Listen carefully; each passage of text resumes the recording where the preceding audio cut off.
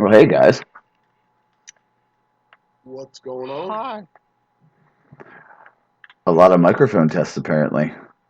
Hey, that is the struggles of adding yours truly to a podcast. Apparently, I just break shit wherever I go. Well, I don't think we can blame you. I think we can blame the call recorder failing miserably. No, I'm taking complete credit. All right. I'm gonna go. I'm gonna go. I'm like Beerus. I'm like a destroyer. I just gotta like. Okay. That's is it bad that that's exactly what I was thinking about? Oh man. That's funny that we originally wanted to start early and now we're starting way late because RNG. Mm-hmm. That's about right. Yep. As we've said before, Murphy's Law applies very heavily to us. Yeah. If it can go wrong, it will go wrong. At least 4 times. On this show. And now I can't even think about that without the RoboCop versus Terminator epic rap battles of history. Oh, his name was Murphy. What can go on? What can go wrong for you will creep. Murphy's Law. I missed that channel. Life happened, yeah. Yeah. I was having a baby. Yeah, so I mean. Yeah. I get it, but you know. Yeah, it still sucks because, it's been a little over a year since they've done anything. Mm-hmm. But things change. People have kids. Yep. Microphone recorders decides to stop working. You know, that old bag of chestnuts. Fantasticness all around. Yeah. But guys, getting off of the whole the fourth wall, right? Third wall, fourth wall, fourth wall. That's what we're doing right now. We're breaking the fourth wall. How is your Iron Banner?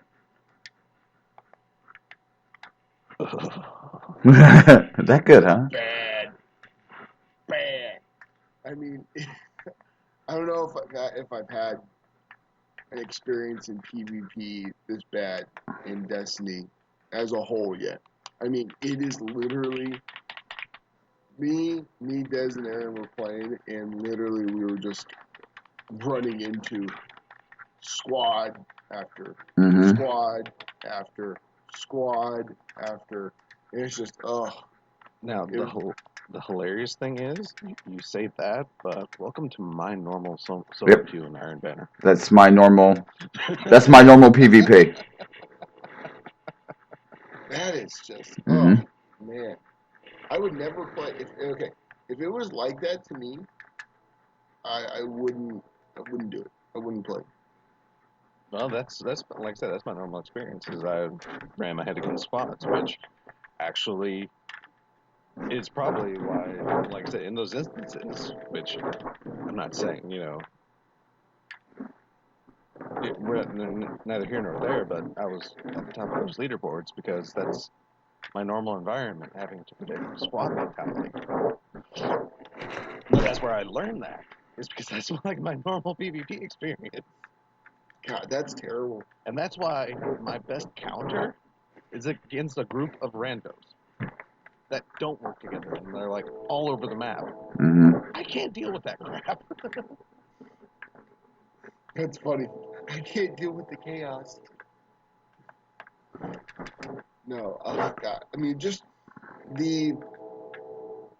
It was definitely everyone was mobbing up, staying together, and kind of just running roughshod. And for me, it was bad. It was bad, man. I'm still trying to figure out what kind of weapons I want to use. I ended up falling back to Vigilance Wing, just because it's my bread and butter. Yeah. I'll always fall back to that gun, but it is definitely. I'm still getting used to a lot of this stuff because people are starting to get better with, especially with shotguns. They're starting to realize that you can run up to people and use a shotgun and get a one-shot kill on them, which I know sounds simple, but in this game, I think they finally are realizing that Shotguns are really strong in D2 if used with the right hand. Mm-hmm. But so no, that's definitely changing things. I mean, as far as like, I kind of expected, especially because I was going in at relatively lower light, like somewhere around 520. Like if you go in around that and you get someone, you can noticeably see someone who is much higher light than you, and then you're like taking shots, and it just doesn't. It just does not do as much. Like I think I full shotgun the guy right in the stomach, and it did nothing. Like full shotgun right in the stomach from point blank range, and I don't think it killed him. So it was just, I don't know. If I missed one bullet, I missed one little BB, but that chose not to kill him. So that was a little frustrating. But all in all, I understand the premise, and I think it'll get better the next time when I'm a little bit higher light level. But we'll see. Everyone else is also going up too, though. Mm-hmm. All right. This dog, I swear to God. Whenever there's long periods of silence, I just think it's Pete. It's me arguing with my dog. Yeah, exactly what it is. Yeah. Did you guys get any good drops?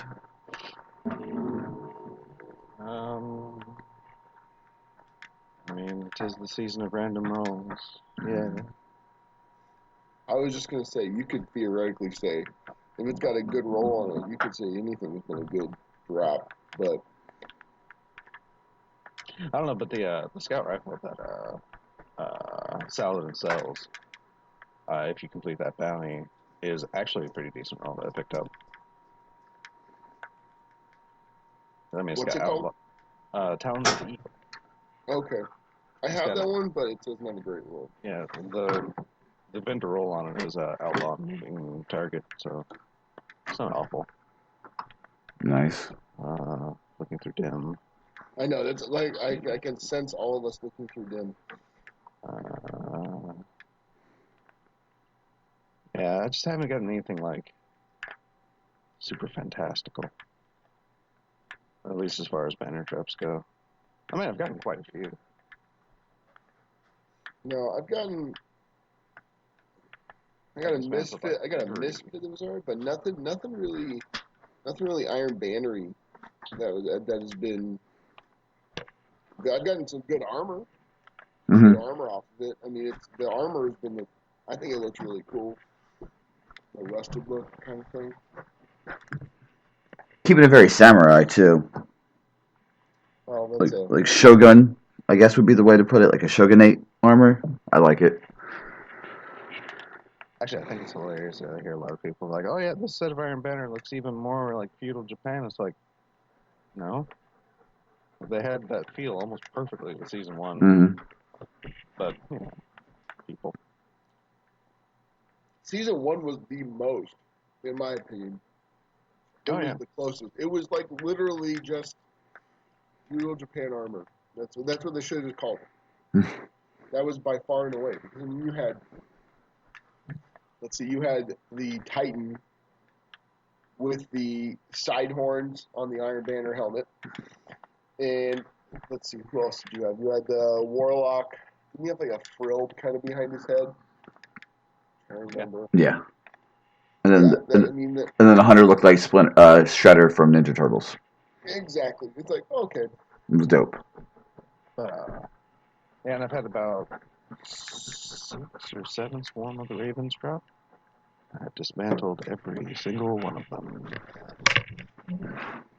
Not out of spite, it's just I don't have great rolls. So, of course, I'm looking for a very super particular roll. I was gonna say, why am I not surprised? Because for me, a grenade launcher needs like one of two things in order for me to use it well. And that's either proximity detonation or sticky grenades. If it pops up remote detonation, it's like, nope, you're gone. I got one. I think I got one of those. I'm not sure what I did with it. I think I didn't like dismantle it. Oh no, it's right here. I got, yeah, it's just got snapshot and ambitious assassin. I'd have to take a look at the other stuff, but I haven't even given it a try yet. But this is what I enjoy about having these kind of roles because during Iron Banner in previous seasons, I would sit there, I'd grind to whatever my bounties are or whatever my powerful Ingram, and then I'd be done. But now, even when I finish that kind of stuff, I'm gonna look at the weapons. I'm gonna actually care about what I'm getting because it's random rolls. And so I mean, this for me at least, it's giving me I'm gonna play Iron Banner a little bit more than I normally would. Hmm. I got a Talon of the Eagle Yeah. with threat detector and hip fire, which is yeah, terrible. I want to say. I want to say that's like a shotgun. That should be like a shotgun perk. Hmm. I mean, Hipfire actually does amazing things for scouts, but I mean, You don't want people up close to you when you're shooting a scout rifle. No. especially 150. And I got the bite of the fox, the sniper rifle. Yeah. Connect sniper. I got that with snapshot and explosive payload, which is fun. And I got the full Actually, that's armor. pretty good. Yeah. Explosive payload is people sleep on that, man, but it's a good little perk. Yeah, I got a bite of the fox with opening shot and hipfire. Yeah, that hip fire sniper, man. You can put on a montage. My question: how? I mean, like snipers don't even have a hipfire reticle. How can you tell? I don't get it. I'm confused. Bungie? Please explain. Bungie? I need an explanation. It was like the only reason I kept it is because like I'm eventually gonna like throw it on and see if like but, I don't know. Like I said, I kept it of just pure amazement. It's like hip fire grip on a sniper. No, I've got the all-time worst. I've got hip fire grip and field tech. Touche. That's my terrible rule. Like so what we're saying is RNG has not been kind to us this week. Oh, screw you, because RNG has been incredible to me this week because I got a curated roll on a weapon. What? Curated rolls are, well, they go through by like Bungie rolls, handpicked rolls, but they are literally weapons that drop like exotics. You cannot change their perks. They come with a line of perks, but they come at Masterwork level 10 also. Ooh. They are, from what I can tell, rare drops. They are fixed rolls. Like I said, they don't even come with like an option. They're like exotics. They just have a line of perks that you can choose from. But I got a vouchsafe, the Dreaming City Scout. Ooh. Yeah. How is that? Oh, it's gorgeous. I just got the sniper. I just Yeah. got the sniper and I haven't tried that. I got that like last night as we were getting off.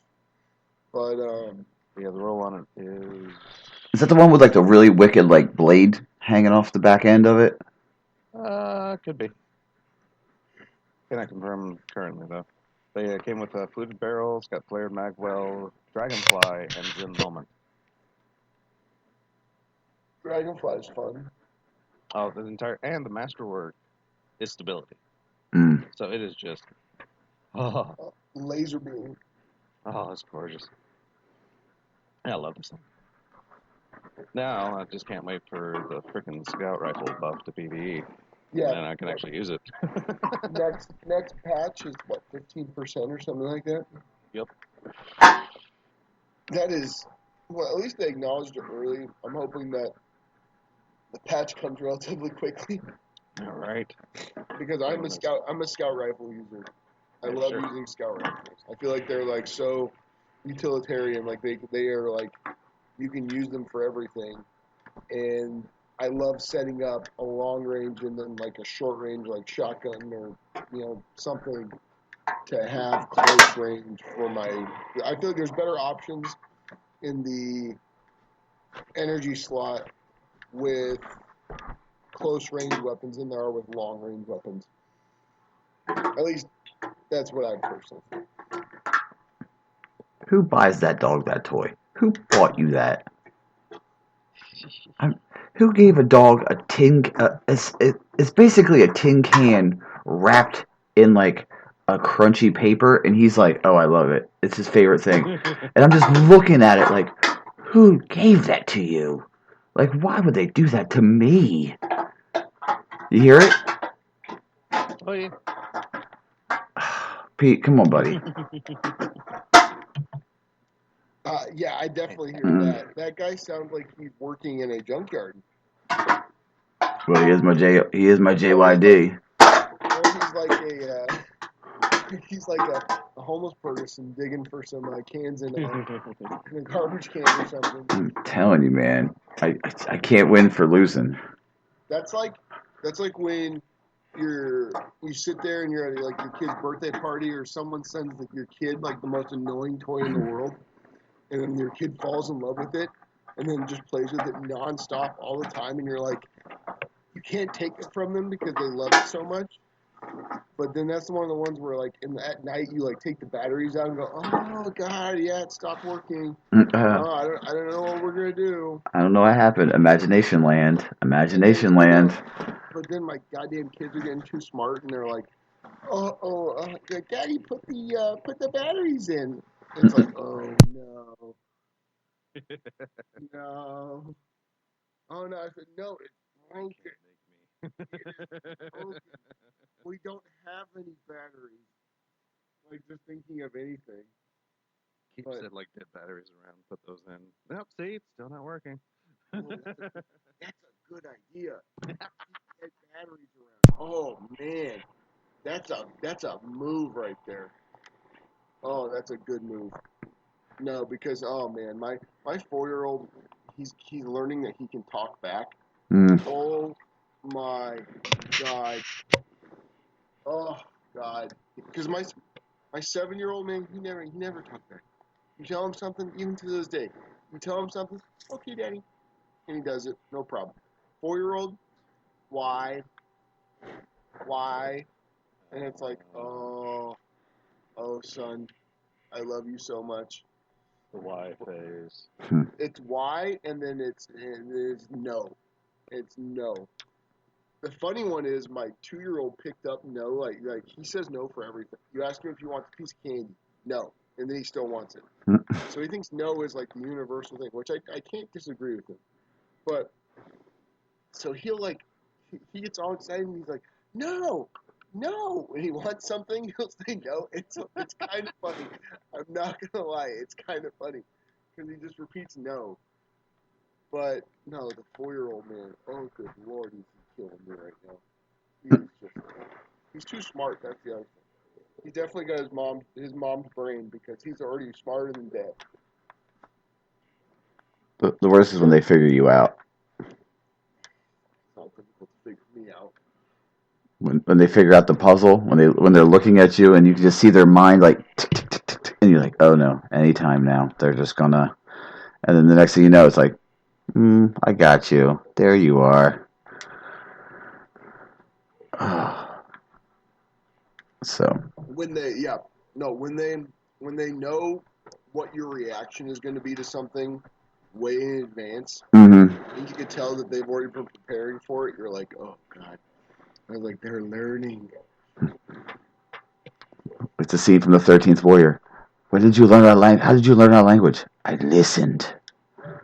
No, but no, they're. I love those boys more than anything, but we're about a month away from having a girl, and that is I'm still trying to get used to that.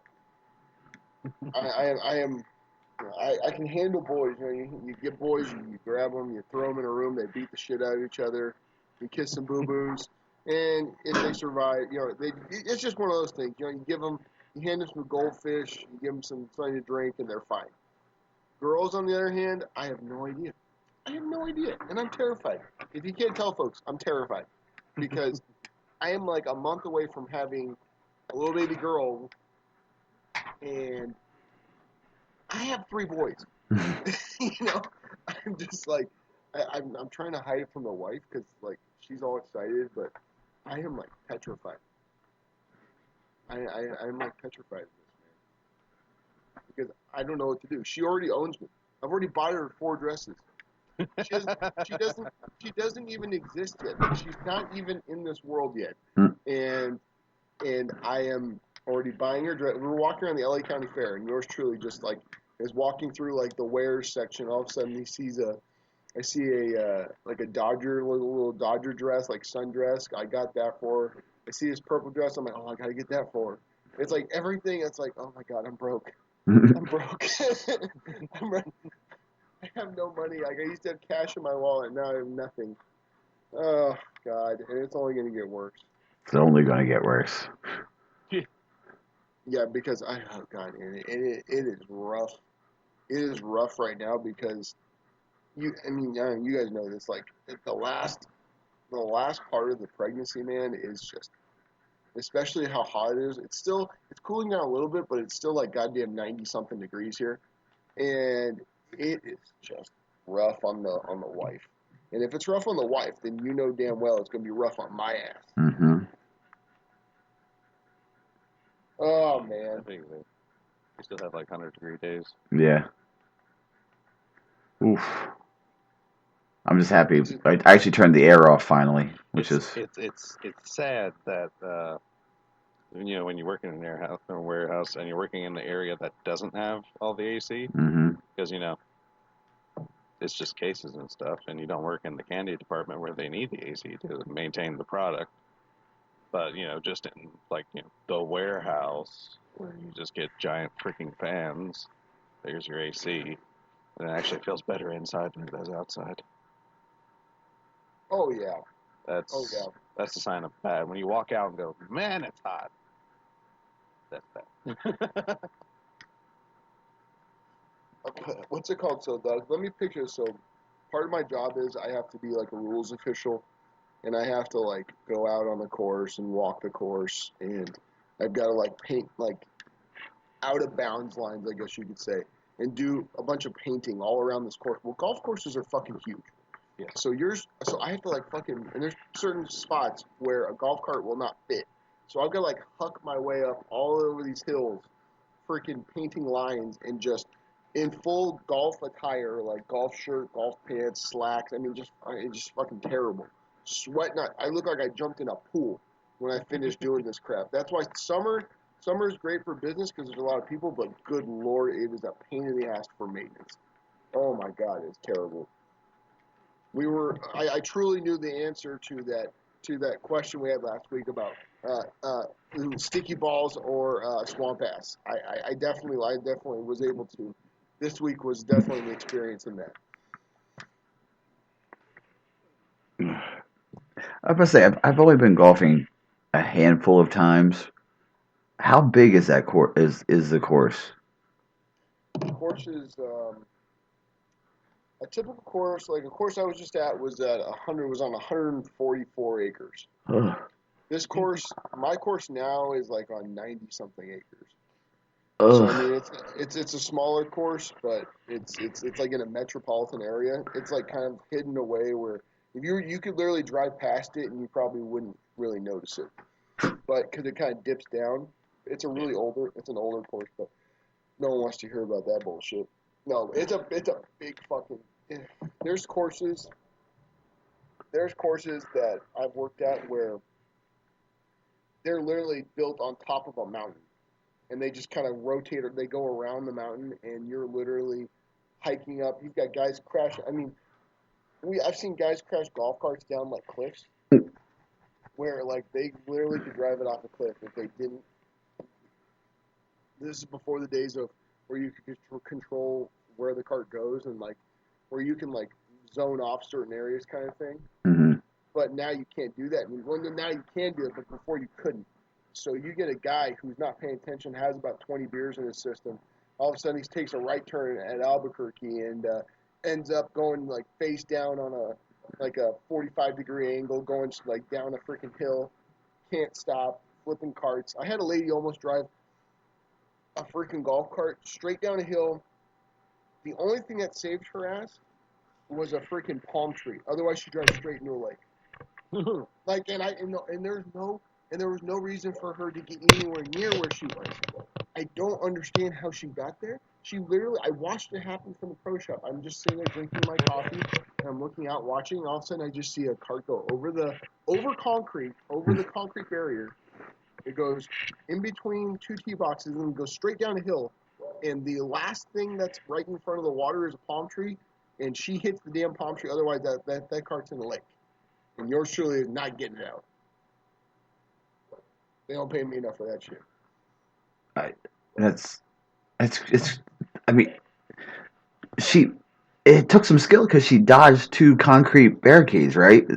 No, she went over them. Oh, over them. She went over them. Like, that's what I'm. Okay, how does that not register with you? Like, you freaking, like, you know what I mean? Like, if you're hitting a concrete barricade, like, literally a curb, a really high curb, and then you've got another area where, like, it doesn't seem right at all.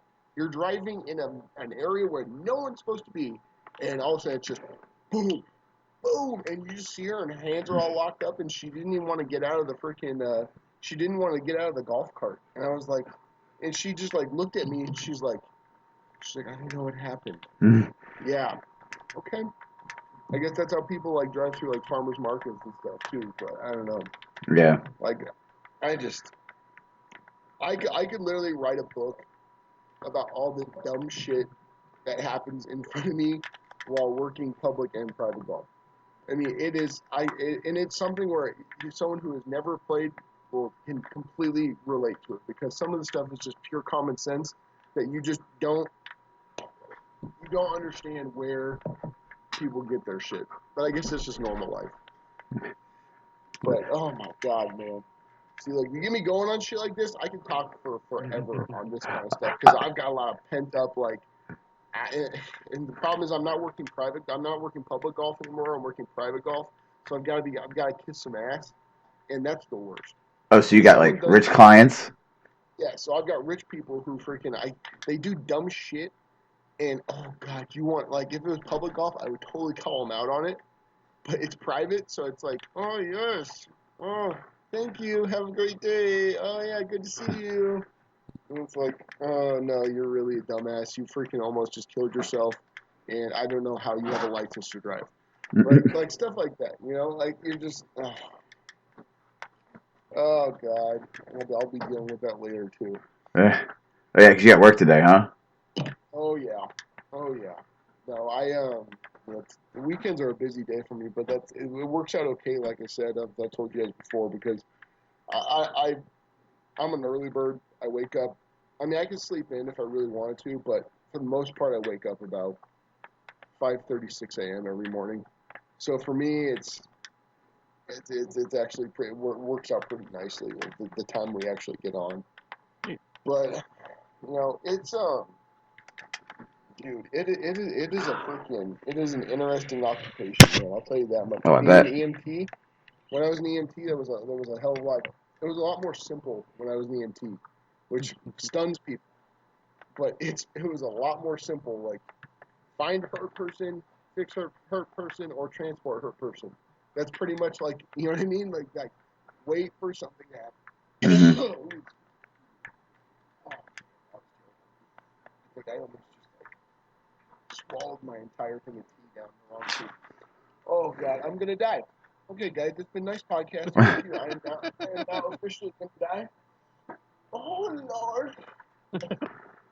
All right. All right. So let's talk about some Destiny. But say yeah, because this went off the rails pretty quick. No one wants to hear my stupid golf story. Especially you guys. You guys, Jesus Christ, they're getting shut the fuck up about this. All right. Sir, but I am a golf enthusiast. Oh fuck. There we go. I See, mean, learn something about you every day. Yeah. Well, you see, the funny story behind that. But my brother, who is 12 years older than me, he had actually went into the Navy, and while there, he pretty much got like I don't even know like the degree, but he started working like used like his colleging or whatever to get a degree and basically to become a computer technician. So when he got out, he became like an early 90s like computer technician when they were actually got paid well, and he was wearing like suits to work and crap. It was And in super demand where like Yeah. no one did it. And then, exactly like you were like a genius if you could do it. Yeah. exactly so he was wearing like not exactly a full suit, but button up shirt, like suspenders, dress slacks, crap like that. And of course, with being in a quote unquote like higher position, he picked up golf. Yep. Where like 11, 12-year-old me also started to learn how to golf, like properly. So yeah, Hey, I've actually that's know how to swing a club. that's really cool. No, that's my dad. My dad's been a salesman for 30 years, and he tells me the biggest deals he's ever done have been on the golf course. So any kind of meetings, you know what I mean? And Yeah. they've been. It's just because people are more at ease and stuff like that. Okay, we need to get away from this goddamn topic because I will keep talking about it. Damn it! All right. Did you guys get the new map yet? Have you played on the new map yet? Yes. It is Yes. Pantheon. It is. I mean, it's Pantheon. The side routes, like the circle around into heavy and stuff like that, are like more open than they were in D1 because of course they tweaked it a little bit. But no, it's definitely just Pantheon. I mean, it's pretty much like any other map they brought back. I mean, yeah, they've made some tweaks like to kind of change how the map flows, but it's Pantheon. Which I love Pantheon, by the way. And I still duck sniper lanes. So I still have yet to get it, but it's actually cool because the waterfall is actually easier to see through now. really, I didn't check that out. It was late last night. It's a little more transparent than what it used to be. So you can't quite hide out without Yeah, you people used to be able noticing. to hide in there. You used to be Yeah. able to hide out in there, and if you got good enough, you could like poke out, shoot, and then poke back. Yeah, it's not like as visually disruptive as it was in D1. okay. You can make Or people out. it's like where you used to be able to just shoot a rocket in there after like you grabbed heavy in the middle, Yeah. and like just aim a rocket in there and just pray to God you hit somebody, and you usually take someone out. Yeah. But yeah, that's actually, like I said, that's more transparent. And otherwise, like I said, it's freaking Pantheon. Even though I think it's a Nessus map. Yeah, I want to say Nessus. Yeah. Oh, they moved it. Okay. I think one side is like Nessus base. Like a lot of the callouts are like, or at least for one side, a lot of the callouts are Nessus. So I'm assuming it's a Nessus map, or some weird Vex crap is happening there. And I have no problem with them doing this kind of stuff. Like bringing older maps, because look, I mean, as long as they're redoing, it's not like they're just cut and pasting another No. map, and they actually make it look. I mean, look, because you can theoretically make the argument. It makes sense because the Vex make everything look exactly the same. So theoretically, if it's going to be on one area, it could be another area and just a slightly different version. It's feasible. It makes sense. When they brought back the what is it called? Burnout? Infinite Shores? No. Distant Shore? Distant Shores. Yeah. Yeah, when they brought that back, it's like, oh yeah, it's Vex architecture. But then, I mean, Burnout is basically just the same. It's just now technically in an AVEX simulation. Yeah, it doesn't really have to and be. the lanes aren't quite as it's there's like and just like what's it called? Just like the oh my god, what's the tower map? What's it called? Bannerfall. Oh yeah. Bannerfall. That's one that it definitely got worse because Bannerfall used to be one of my favorite maps, but now it doesn't. You think it got worse? I think it got worse. I don't. I mean, I might be in the minority, but I like the original Bannerfall map better. But that's just me. I mean, maybe I'm just being old and and I want to like keep things the same way and like keep things the way I imagine them. But I don't know. I feel like some lanes got taken away that kind of took off some big plays. Maybe because snipers are more prevalent now. Maybe it'll be a little bit better. Because before, I mean, that was a sniping map. I mean, in D1, that was like the sniping map. Yeah. So, I mean, yeah, maybe with new like sniper play, I'll enjoy it a little bit more. No, but have you guys gotten the new strike? I haven't played that many strikes, but I played Oh, Yes. Yes. the one where I you get like taken in between worlds and shit. Like, I actually have not run through the corrupted yet. oh, it is the best fucking strike there is right now. And if you have a problem, you can add me because that is amazing. I'm not gonna ruin anything in it now because you haven't done it, but it is badass. No. Yeah, I feel agree. like I have to do it like pretty soon because I actually have a purification ritual that has me beating that strike while ascendant. So I'm definitely gonna do it soon. No, it is like it is a long strike too. It is a long strike, and you are like you're Well, going that's deep. good. Like I said, that's good because I mean it's. I would kind of expect that from a strike that got unlocked by someone beating the raid. Yeah, it is definitely cool, man. And it's you can see. So my question is, but did Vicarious Visions did they do the entire Dreaming City? Actually, I think the major partner for Forsaken was High Moon. It was. Oh, was it? Yeah. Oh, okay. I thought it was Vicarious who did that, but maybe I'm wrong. Well, Vicarious was like most of the elbow grease behind Warmind. Oh, yeah. okay. Well, hey, fucking And as High Moon's done a damn good job. They can put a feather in their cap there. oh, High Moon does like fantastic work because they were the studio behind the Deadpool video game. Interesting. Okay. So I mean, it wasn't an incredible game, but I mean, it was still a Deadpool game, and they captured that very, very well. So. Mm-hmm. Did you guys see Telltale is closing down? I heard Yeah. about that. That makes me super sad. Yeah, it was really. I heard Okay, it and I thought. Yeah, I'm super sad, but I've never bought a Telltale game, so. I feel exactly the same. When I've never purchased one of their games, but I've known their games are good. Like the Walking Dead games, I've heard are good. Yeah, I mean, the only ones I have are the ones that are on PS Plus, but I mean, I just love the fact that I just don't think story-driven games can really survive that well because of in the era of YouTube, because there's not much reason to, I mean, like the classic mentality, for YouTube, something like The Last of Us. Yeah, even though you can watch someone play it, like you can still buy it and like go through your own like little adventure. But with something like a Telltale game, I mean, what you see is still what you get Mm-hmm. in the exact same manner. So I mean, I can kind of see why those types of games really can't survive. We just detailed why they probably went out of business. We both know the game. We've both heard of the game. We've both seen the game. But we've not purchased the game. Yeah. When I heard like that, I say, a lot of people are out of work, and I feel bad. Don't take that as me being like poking fun at them, but I mean that kind of that's proof right there. I mean, when you're doing games like that where it's like there's pretty much one direction you can kind of go, and like the whole storyboard, like it's like Tales of the Borderlands kind of thing. Yeah. Like that can easily be watched, like you said, on YouTube.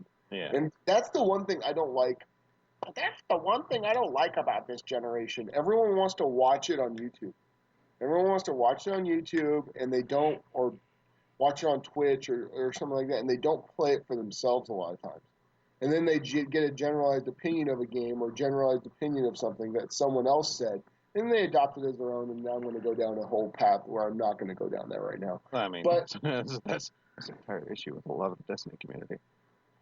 It's frustrating, man. It's frustrating because I feel like there's games. I mean, I'm sure there's games that don't get a fair chance or a chance from people because instead of playing the game, which obviously I get it, I don't know, me personally, I never wanted to ruin a game.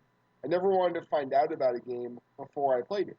Like that's just the way it was. I mean, think about it. When we were growing up playing games, we we if you had a guide, you were a scream.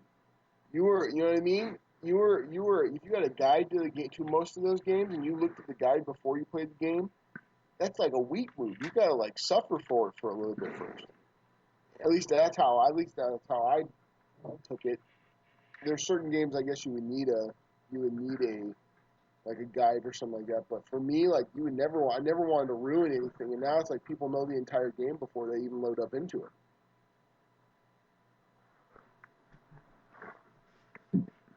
Yeah, I mean, I guess that's just the way it is now, right? I mean, as old as that makes us sound, that's just the way I this mean, generation plays. basically, I definitely use like YouTube Yeah. to like to see how because there's no real like a lot of my gameplay as a kid was Blockbuster and like movie gallery and renting a crap ton of games. Um, because even though like one of my favorite games of all time, Final Fantasy VI, I never actually before I became an adult, I never actually owned it. I just repeatedly rented it from from the same Blockbuster until I beat it. But um, but yeah, that's kind of like the substitute, and but now with like being able to watch the gameplay, like I said, a lot of it's just well, why play it? Hmm. Exactly, and if you watch a gameplay, I mean, I guess it's good and bad for game developers because it's good because it showcases their game, it gets it out there more. There's no such thing as bad publicity. You know, but the thing is you could also you're playing. It's a thin line because you could also get bad reviews, and all of a sudden that snowballs to Oh where yeah. you end up getting you put out a decent game, but because you revealed there was too much revealed or too much, someone had a bad opinion of the game that maybe didn't enjoy it, but you know what I mean. Then all of a sudden it spirals into something that's terrible and ends up ruining a good game. I feel like there's a lot of games that get ruined. Like a lot what happens to Destiny. Hmm. Exactly. Of course, also the near death of the Division and No Man's Sky, You know which what? was all bad publicity. Yeah, and that's what I've always heard. Like Buster, I trusted you with No Man's Sky. Hmm. Like I trusted you because if I were to ask you about it, you seemed like you were fine with it for the kind of game it was. I mean, especially apparently with the updates.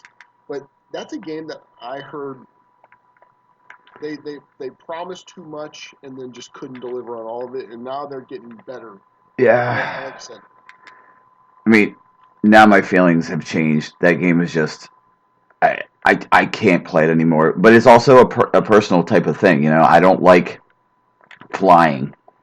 So in a game where flying is literally your only means of conveyance, I'm like, well, you know, I'd be okay if it was, fly here, fly there, get here, get there. That's okay. But it's like if I can get attacked and still and lose all my progression, I'm not for that.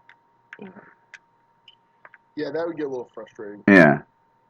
Well, I mean, you didn't want to do a barrel roll. Yeah. Exactly. Yeah. No, I'm not gonna do that. Go- Actually, an aileron roll. Yeah. If you do a barrel roll, Actually, go fuck yourself. legitimately, it is an aileron roll maneuver. It's Oh just man, barrel roll sounds better. But yeah, barrel rolls actually is a different roll entirely.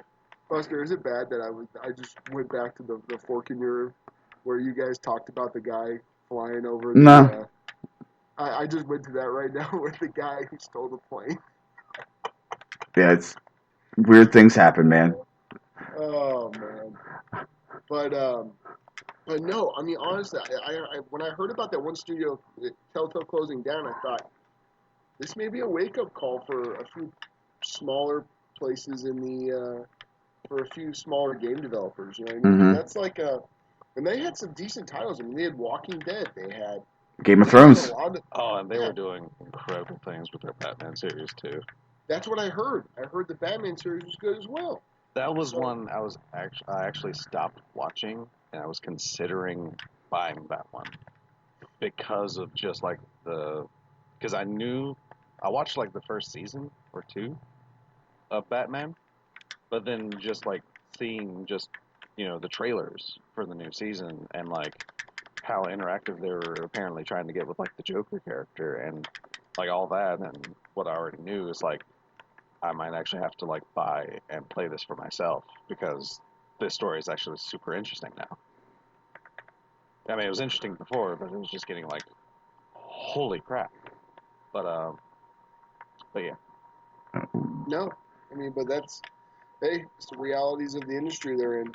Yeah. It can disappear pretty goddamn quickly. I mean, look at Cliffy B from he made Gears of War. He lost it. He lost. He lost that job at the company where he was where he made Gears of War, and then tried to make a different game, and it did not go well. I can't That remember. happens, man. I can't remember what the game was. I mean, look at Bungie. Yeah. They a very small studio that had an incredible idea with Halo, made one bad deal, and now Halo is no longer their baby. Yeah, they literally like people don't realize that. Like they literally lost like their property, like they created like imagine like I'm sure Yeah. some of them felt like they were losing their kid kind of. Yeah, because it wasn't a property that they developed while under Microsoft. It was the property that got Microsoft's attention. Yeah, exactly. So Halo was already like at least a proof of concept, and Microsoft was like, "Hey, we can help you with this, but if you sign on with us, this IP is ours." And they still signed on.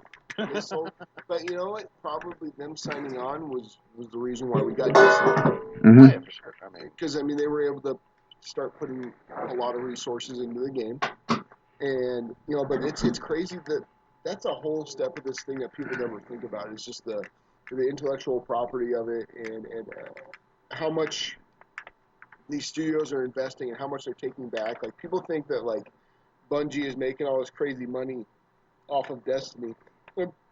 I'm sure they're making a nice little profit, but they have a lot of responsibilities to pay to before they get that kind of stuff. No one thinks about that kind of stuff. I mean, yeah, I mean, but at the same time, they're definitely still making a crap ton of money, considering now that they can pay two even smaller studios to come and help. Well, yeah, because they're someone's maybe we talked about it. Their debt to Activision is done, right? Like they don't owe any. They've already met their financial obligation to Activision. So now this is that's what I've heard multiple people say that they had a certain number they had to hit in D2. And probably And the once afforded amount for like the franchise. yeah, exactly. And then once they got to that amount, as far as how much they were paying Activision, they were good. And now it's I wonder if that is the reason why they're able to get like Vicarious and High Moon under their belt now, to a degree. because they've got a little more. Yeah. Because they got a little clout. Yeah, I mean, it's like, okay, we don't have to pay you this absorbent amount anymore, so let's bring in some help and. You can tell. Look how in depth this expansion is. Look how in depth. I mean, me playing that strike last night. It is. I know it is in depth, man.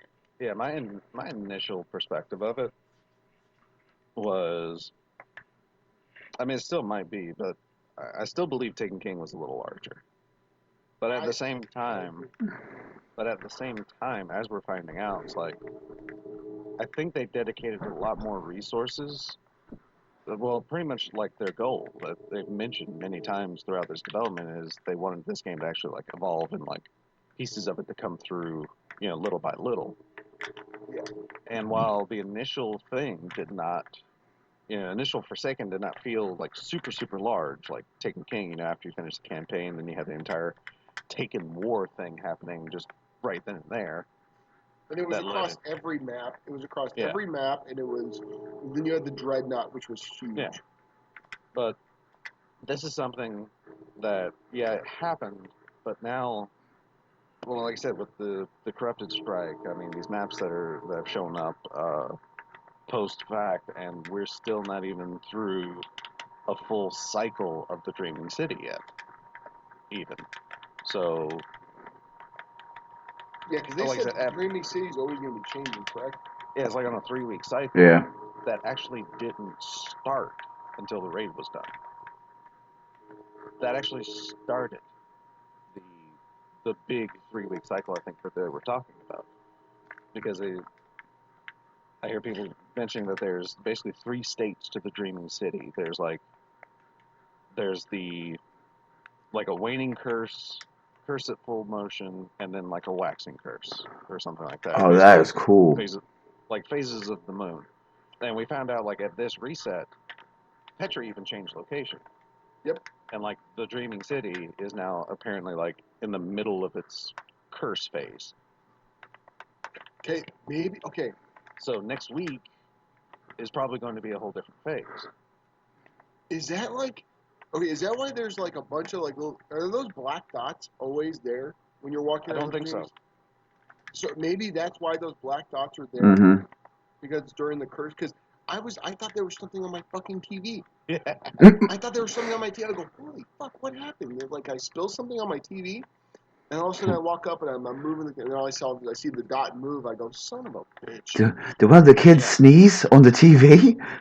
Oh god, if they're getting that close to the TV, I'm in trouble. But And there's definitely something. There's definitely a larger arcing story here Mm-hmm. that's yeah, because happening with these Petra's weekly quest steps, story missions. There's definitely something happening here that is leading. Those quest steps are leading up to something. I mean, quite literally.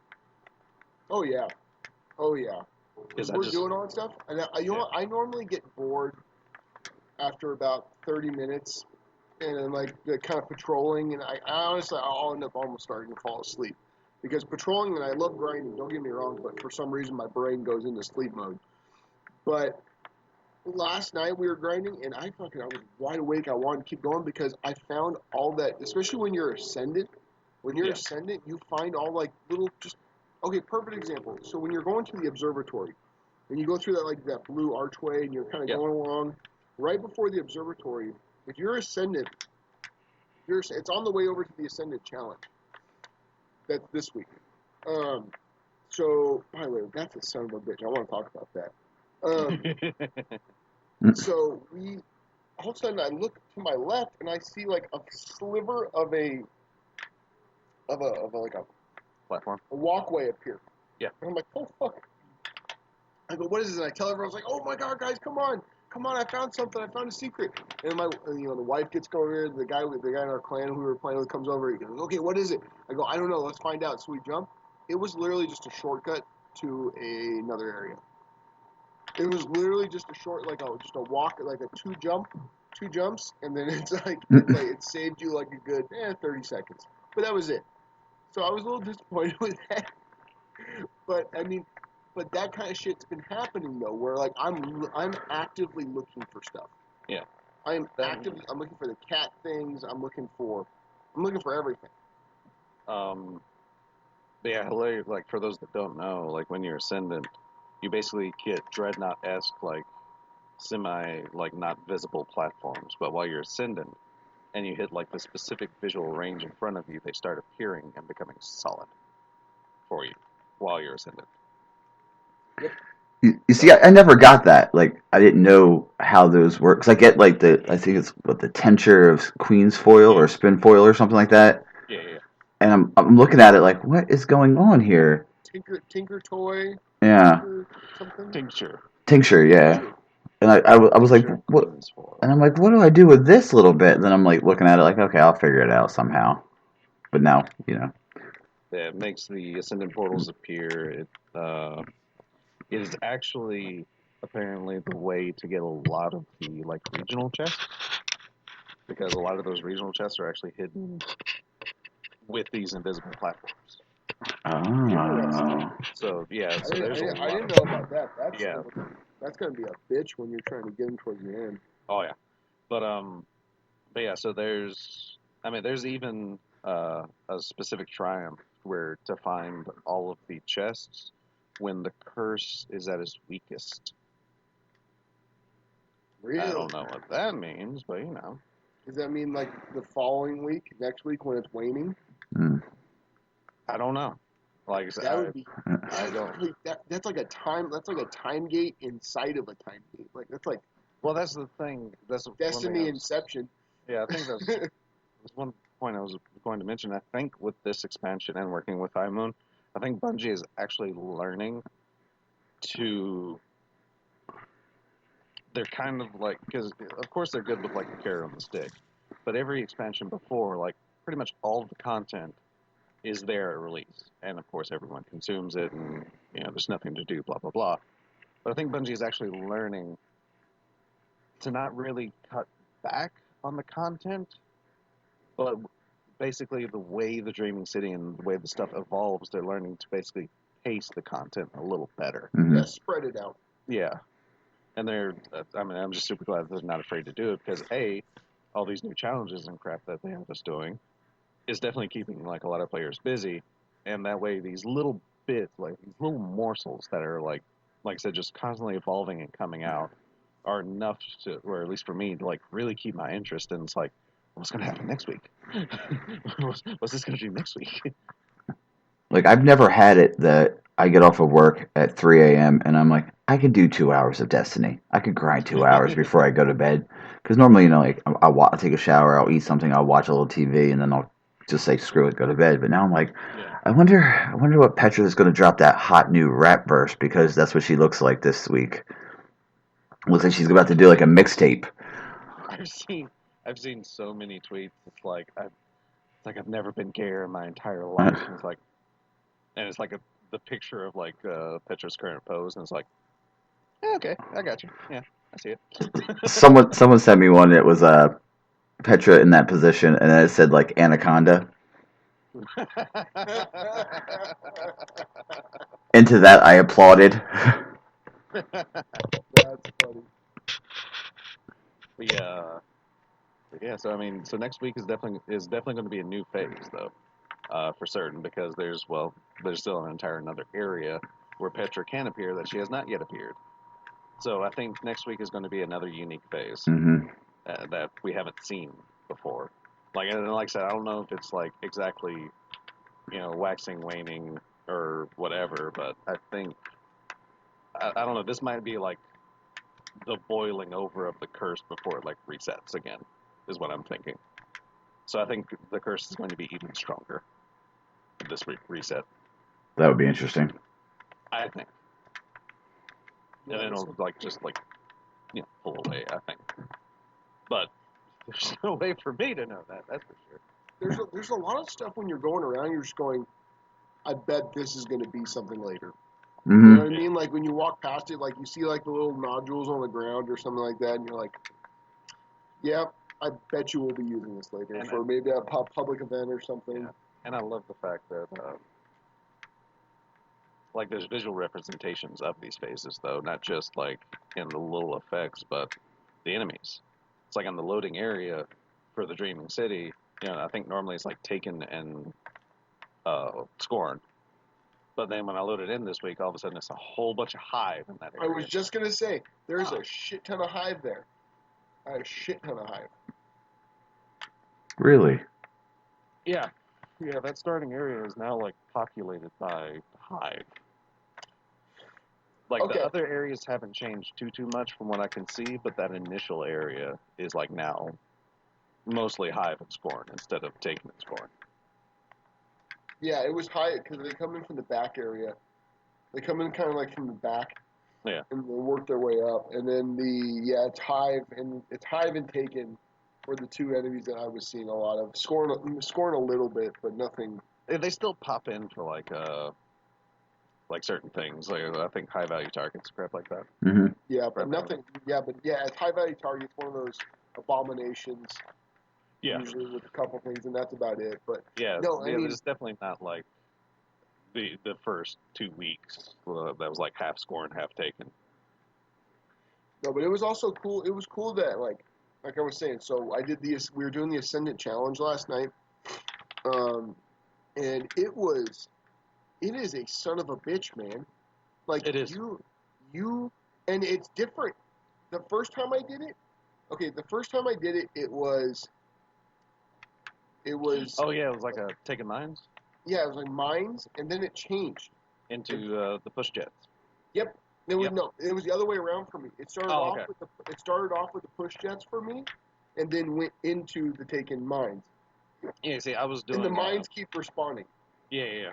But yeah. But when I first got to it, because I was a dummy and went to the wrong area and popped my queen's foil like way too early, and then I realized because it's in the lower level around the oracle area, I was up in the higher levels. Oh. So I wasted 10 minutes because I had to find where to go. So I hopped in. Once I finally found it, I hopped into it, and the guide's like, "Yeah, there's going to be a bunch of mines." So I hop in and I see the mines. It's like, "Okay, cool, all right." I got to the boss and I ended up falling off. As everyone does. Yeah, and I ended up falling off.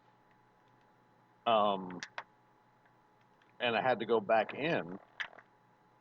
But like when I went back in, all of a sudden it was the taking jets. And I'm like, Yep. wait a minute. This wasn't what was here like 30 seconds ago. And the jets are a much bigger pain in the ass than the explosions. You can get around the explosions. The jets are fucking stupid. You see, Because I was the exact opposite in that encounter. I had an easier time with the jets than I did the mines. see, the mines I'm fine with, man. I just move a little bit to. I mean, playing freaking D1. You got used to how big that spread is on those mines. Yeah. But no, when you're going up, I mean, okay. Little thing I love. I love that they actually have geometry or pieces of things that actually rotate around. Yeah. Like they're actually rotating around. I love that. I don't know. I never thought about it before, but I like that kind of moving aspect to it. Plus, it was a good. I mean, I wouldn't say it's a jumping puzzle. It's pretty much right in front of you, but it's definitely a challenge to get up there. And that boss with that goddamn shield, f him. Well, I mean, it's the it's the same guy as in the Lake of Shadow Strike. Yeah, f him. Which I don't even mind like his shield blast and his shield, but then he tethered me, and it's like, tethered. Oh crap, that's right. He has that too. Okay. Yeah, because he tethered me, and then I got murked. I was not expecting that. I to be honest with you, I didn't realize it was the same guy. That's actually hilariously why I fell off. Because I was trying to jump out of the tether, and then I jumped, and there's an edge. Oh, here I go. I don't have any more double jump. Yep. Blam, dead. All right, fine. But I like the fact that it's rotating kind of stuff, that we're getting something different every week. Like we said, it spreads out the content. Yeah. And I haven't heard anyone complain about there's nothing to do. Because if you have nothing to do, then you're playing this game too much. Because there is too much to do. I mean, good. Yeah, like I said, even there's no general feel of, well, now this is done. I mean, it's because like I said, I think Bungie is finally actually starting to like really dial into that sweet spot to be able to give us enough to chew on at launch with little things coming out. Like, and here's the thing, like there's no, as far as I know, there's still no quest for the Wish Ender. Yeah. But the Wish Ender is a quest exotic. Yeah, that's hidden. It's hidden. Yeah, it has to be. Like, it doesn't know. And then there's, have y'all heard about the Wish Wall? Oh, that the thing that you have to shoot the yeah. I have. Well, okay. In the raid, there is a wall with like a 10 by 10 grid of symbols or whatever, 5 by 5 maybe. I saw that. Okay. Yeah. I did see that. That's the Wish Wall. And there's actually a set of like lore triumphs attached to certain wishes that you can make on the wall. And crap, I didn't actually have this. Now they said the raid was going to be changing too, like as week by week, right? Isn't it going to be like altering, like moving around a little bit? Crap, I know. I still haven't stepped into it. I know. I haven't. Yeah. We told ourselves we would have to hit at least 530, and we'd have to at least have all of the weapons that we would use up to that spec. So we may try it next week. That's going to be, stay tuned for that one. That's going to be a goddamn head bashing against a rock. So the wishes. No, there are apparently like 15 wishes that you can make on the wish wall. Yes, there are 15 wishes that you can make on the wish wall. Not all of them are discovered yet. That's interesting. And this is a 1, 2, 3, 4, 5. 1, 2, 3. Okay, it's a 5x4 grid. So I was way off on 10x10. Anyhow, but yeah, the wish is known. Let's see. Because the first wish isn't even known yet, which I like the title of it, "The Wish to Feed an Addiction." Um, let's see. There's the second wish is a wish for material validation. And that apparently, okay, that's I guess the hidden raid chest is how you spawn that. That's cool. The third wish is a wish for others to celebrate your success, and that gives you an emblem. Fourth wish is a wish to look athletic and elegant. Gear. And apparently this wish will immediately wipe the fire team and teleport them to the beginning of the fight against an encounter.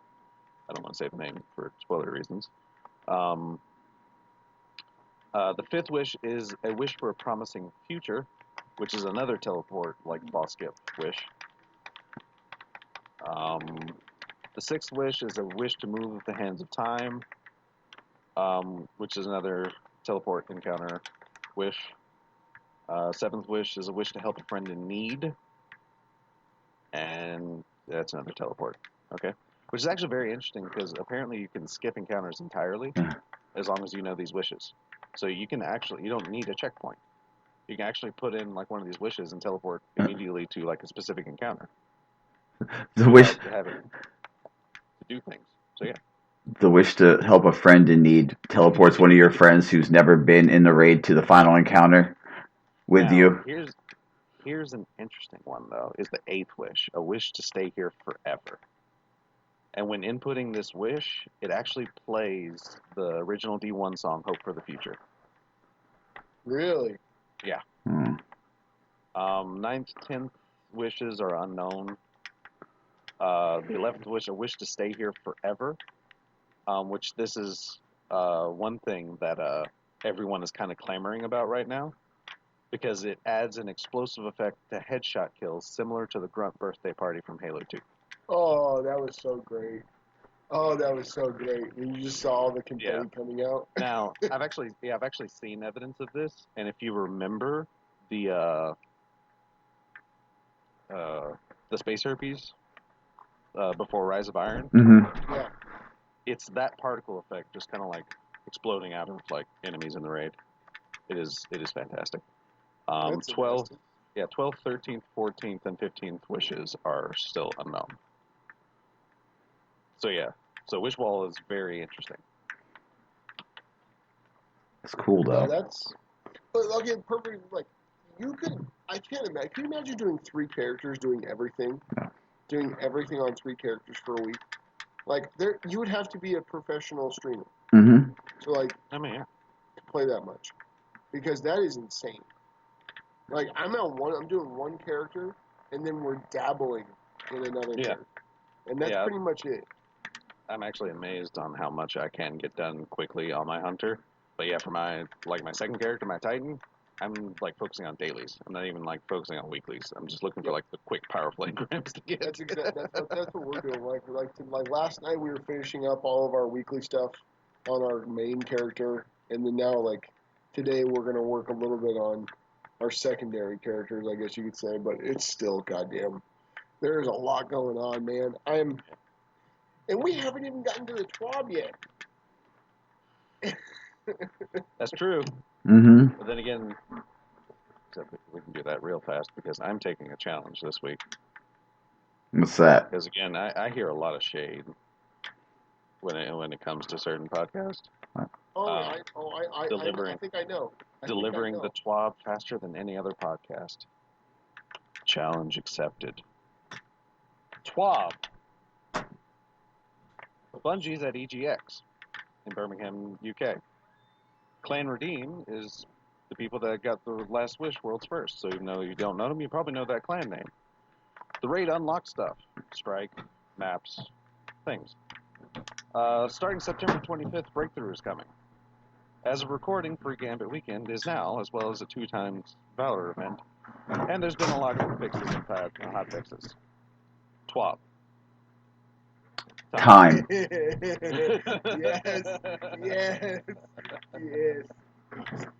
And that is actually an apt summary of exactly what was in the TWAB. Because those are the important parts of the TWAB. That is funny. Now, as far as the hot fixes, though, we'll go over that stuff. That's what I was going to ask you about. Yeah.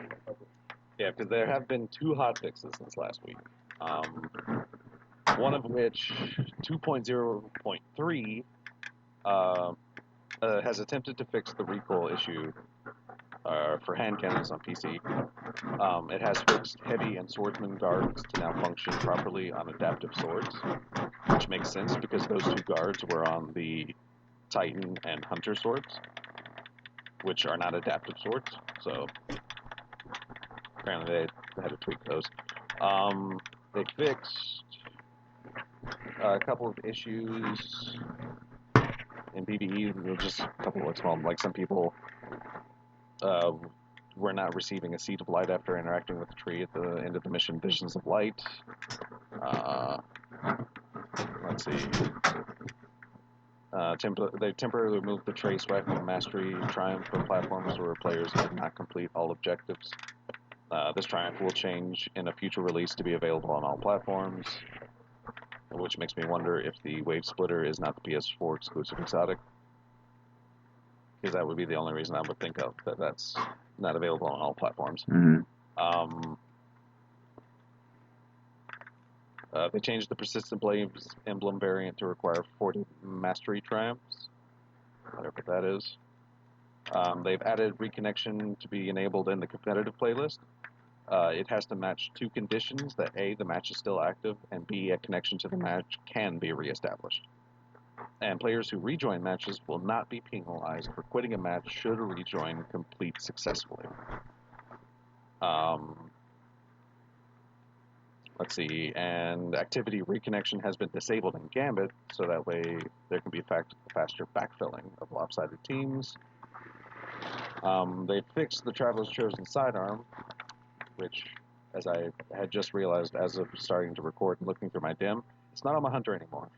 They just, took it away. Thank you, Bungie. It's no longer stuck in my inventory. I haven't even noticed. They have replaced the Traveler's Chosen sidearm with the damaged version now, which actually sucks a little more. Yeah, the stats on it are actually a little worse. But, let's see, the bounty audience with the Queen now takes time to abandon, so it cannot be abandoned accidentally. And the offering to the Oracle item now goes to the Postmaster. The player's consumables inventory is full. But that doesn't matter with hotfix 2.0.3.1, where they fixed an issue where Barons were providing legendary rewards outside of Heroic Adventures. Barons and Heroic Adventures now reward 1 guaranteed legendary per day.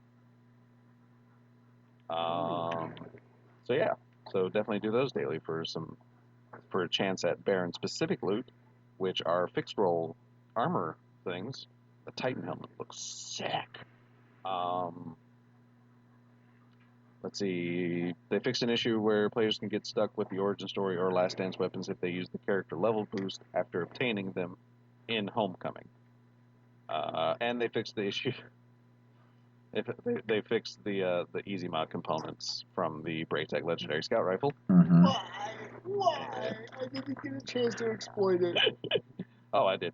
I I did. can see guys just going through But just humming Buster along, was at the party. Yeah. along, just 6,000 mod components now. Buster was there when I did it. It also worked for the Nephilim Frost. Oh, cool. Yeah, because, one reason why the 2.0.3 thing is basically a moot point is because in 2.0.3.1, the offering to the Oracle now sorts to the pursuits bucket rather than consumables. They removed the weekly bounty that required players to redeem an offering to the Oracle, which makes sense because the only thing I think that bounty gave you anyway was the offering and like nothing else, I think. Don't quote me on that. And now the Dreaming City Weekly Challenge only requires 2 weekly bounty completions, considering they got rid of one. Yeah, I did notice that.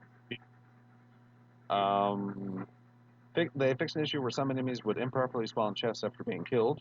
Don't know what that means. I don't know what that means, and why didn't it happen to me? Because some red bars in the Dreaming City would drop the high value target chests. Huh. Well, imagine if you were like doing you're doing like a public event, and all of a sudden all the red bars start dropping chests. Double G, it happened to me the other night, like two nights ago. Like 30 chests just sitting around. It was 4 by the end of it was the not the Taken, the one where you have to like kill the guys, run the spark back, slam it in, the rift generator. I like that public event. I really like that. The wave, like you have to fight the big waves of people coming out of the mist. Yeah. I love that one. Oh yeah, and to heroic that shoot Taken blights. That's what we figured. Mm-hmm. You shoot those, you get those done, and then all of a sudden it gets heroic, which takes you into the Ascended realm. Yep. You gotta fight. Yeah, you gotta go back to that middle part and fight them. Which the Taken blights appear after the abomination, like the abominations you kill for the awoken spark thing. So yes, keep your eyes open. They fixed an issue where Telesto could be used to accelerate progression of activities in the Blind Well.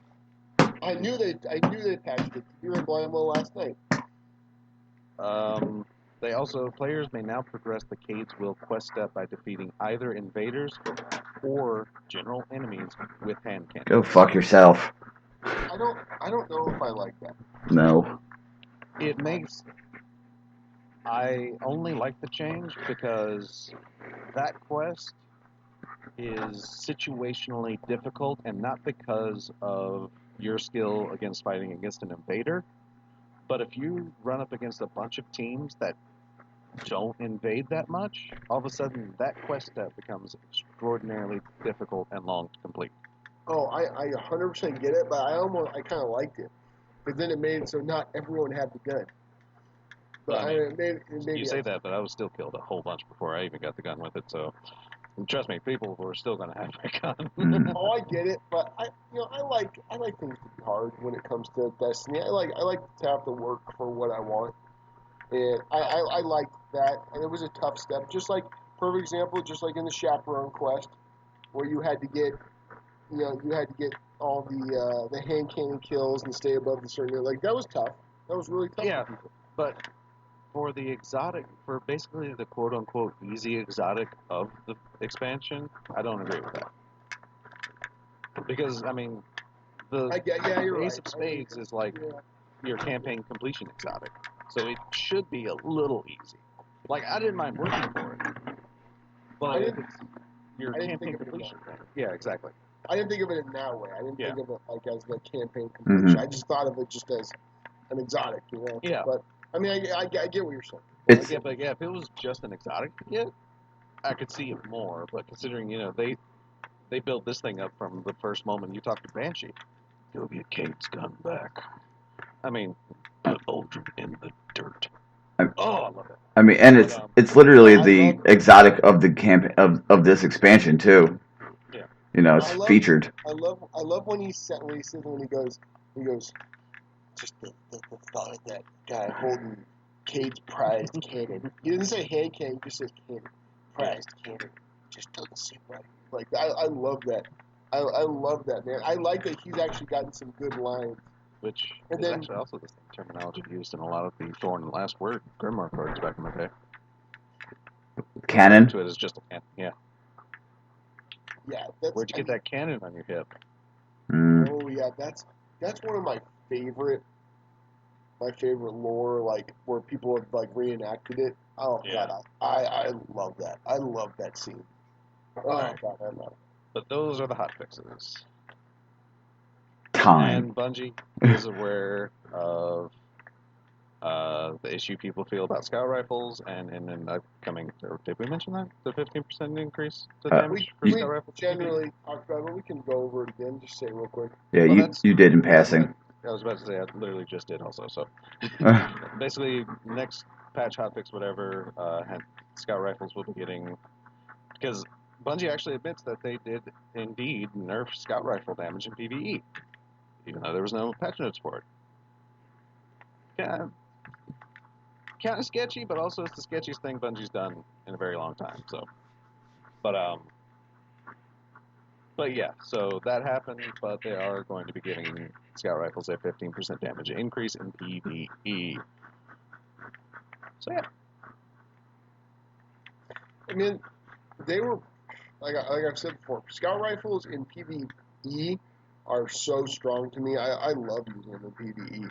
They're especially because you don't have to, honestly, it saves me running over to something to kill something. I can shoot something far away, take everything out, and then come and wipe up on my short range stuff. But I'm a scout rifle user, so I'm probably gonna feel this. But God, I mean, God, it took a while for me to get anything but Nameless Midnight as my primary for a long time. That was like my primary, like my favorite gun to use. But all right, let's see. So anything else before we going on to something else? I fully unlocked my solar subclass for my Titan, the hammer, the spinny hammer. so fun. Oh my god, it's so fun. I just started that last night.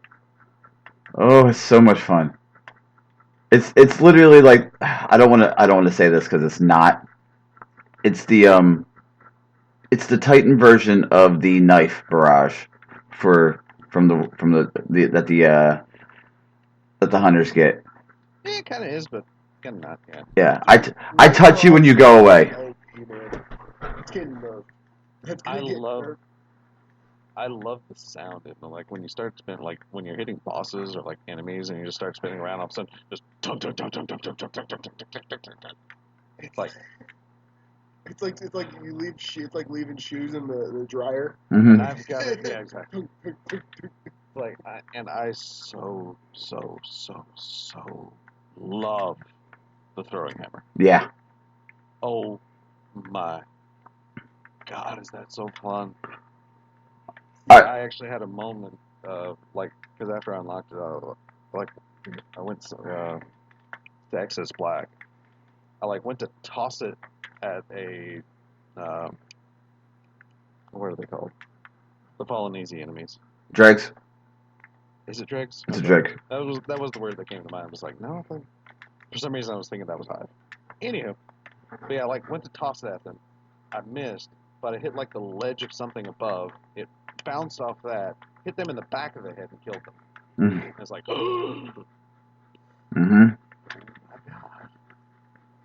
It is so fun. Especially like, actually I even had an incredible play with it in Iron Banner already. Because it's like, I was facing off against two people.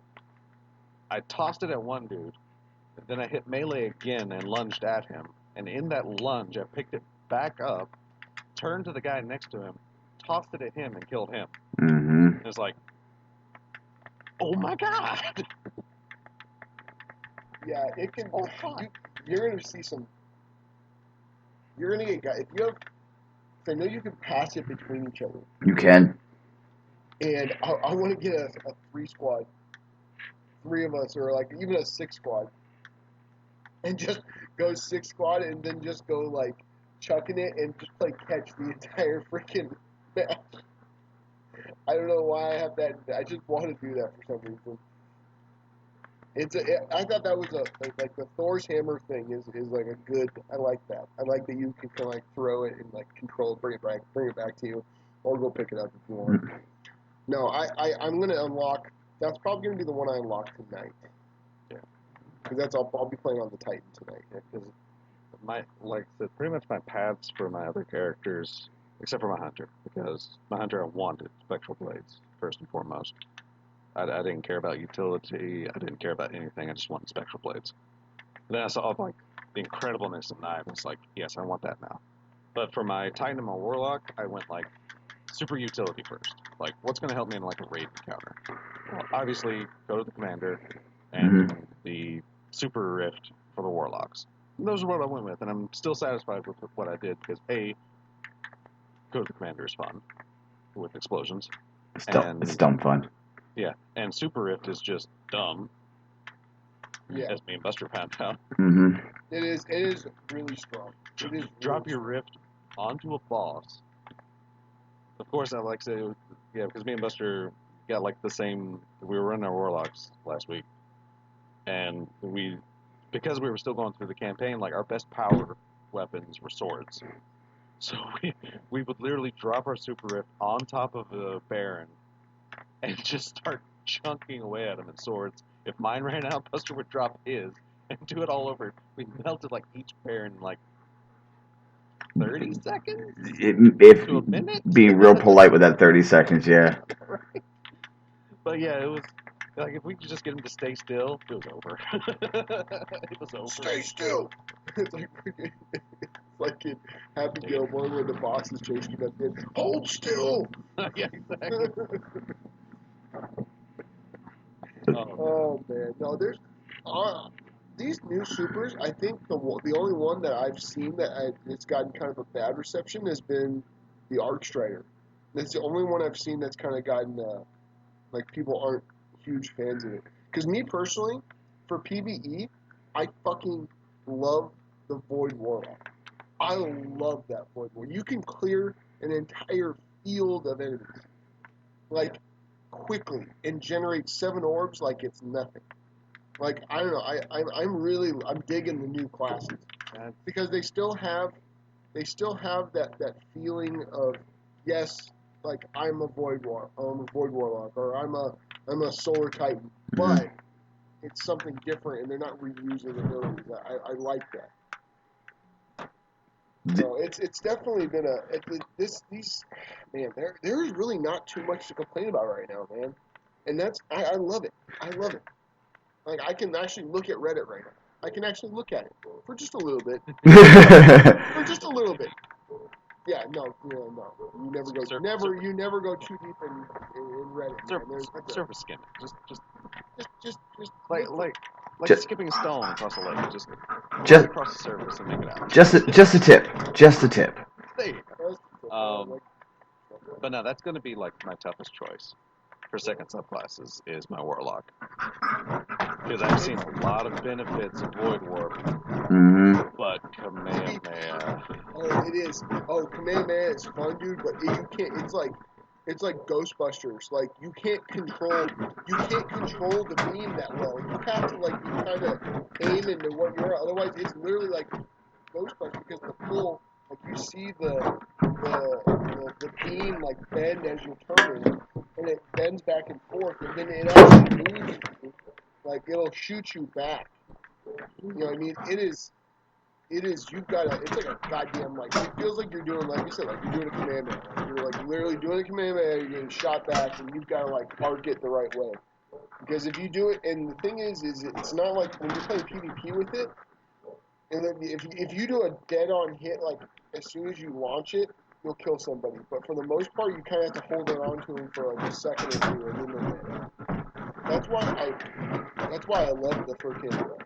That's why I love the hunter because it's such a shutdown with the knives now. Like you can literally kill if the whole team's in front of you, just throw the knives and you kill everyone. Like it's fucking stupid. Oh god, yeah, I think I was playing with you when I got my first. You don't even have to aim. They just have to be on you. Field of vision. You do kind of have to aim because field of vision, but beyond that, no. But yeah, I think it was when I was playing Iron Banner with you that like I came across the enemy team trying to cap a point, and I activated my super, and all of a sudden I got a Slayer from one activation. Yep. The only reason it wasn't a team wipe is because they were off in the corner activating their super, and I think you shut them down. Yep. In that instant. But yeah, so that would have been a team wipe if they were all sitting on that point. No, And I loved it. It was beautiful. they've all got relevance in PvP and PvE. You notice that? Like they've honestly, there's good uses for either. Cause there's certain things like, to be honest with you, I wasn't a huge fan of Stormcaller in PvP anymore because you were tickling people. You weren't really getting that kill. But you also know recently they buffed that damage though. I haven't used it yet. I've heard. I've been melted a little easier by Stormcaller. Because it used to take forever. It was really annoying. Yeah, it was, but I think they made it bearable now. I think it's not great, but I think it's good now. It's But not gonna be like again, D1. that's just It's not gonna be D1 Stormcaller, but it'll be alright. pretty close. But no, I can say like at least from my experience, what I have used, like Knife Super that's PvE or PvP, and my God, is it amazing when you get shards of Galanor. Because I'm getting like, I'd get like double, triple downs with it in PvP, and it's like, oh, here's half your super back. Yeah. Well, see, that's what I haven't gotten really any. I haven't gotten any exotic armor. Shards of Galanor is my only Forsaken armor still, or Forsaken exotic drop. Period. Other than the quest, because I did actually finish off Chaperone. Also, so. There you go. So I have Ace, I have Chaperone. But yeah, other than those, Shards of Galanor is my only Forsaken exotic. Mine is Two-Tailed Fox. Yeah. And people, that is my top drop of the week. If you can get that fucking gun, use it, because it is filthy in PvE, and in PvP. In PvP, it tracks like truth. Like it tracks so hard. Like it's ridiculous. I watched it chase a guy. It fucking chased a guy. I mean, I went in there. When we were playing, and I would invade. I had that, and I had 2 shots. Plus, you get 2 shots with it, and each shot counts as only one, charge going off. So I would get like 2 shots, and it was a double down every time.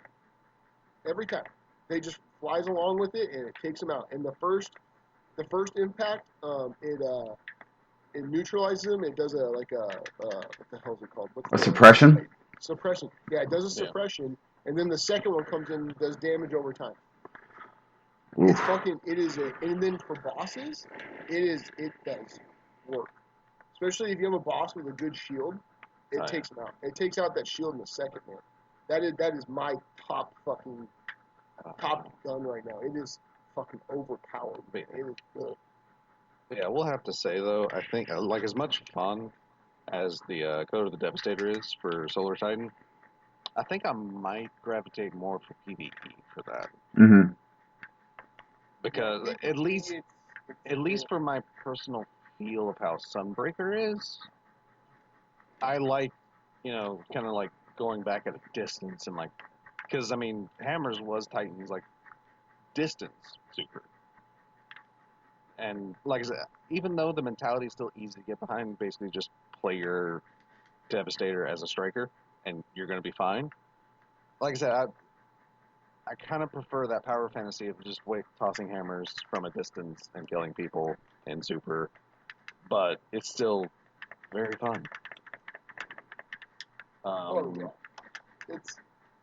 it's a lot of fun, and it's honestly, like I said, I feel like there's fun things to do with every class right now, except for the Arc one. The Arc one, I've heard not too many people tell me amazing things. Maybe it's just because a lot of people aren't using it right now, but I mean, Spectral blades and knives are way more attractive, but I actually can't wait to get the 3rd seed and see how that works, because I mean, triple damage after a reflect, I mean, people are already like sleeping on how effective Arc Striders were for PvE damage.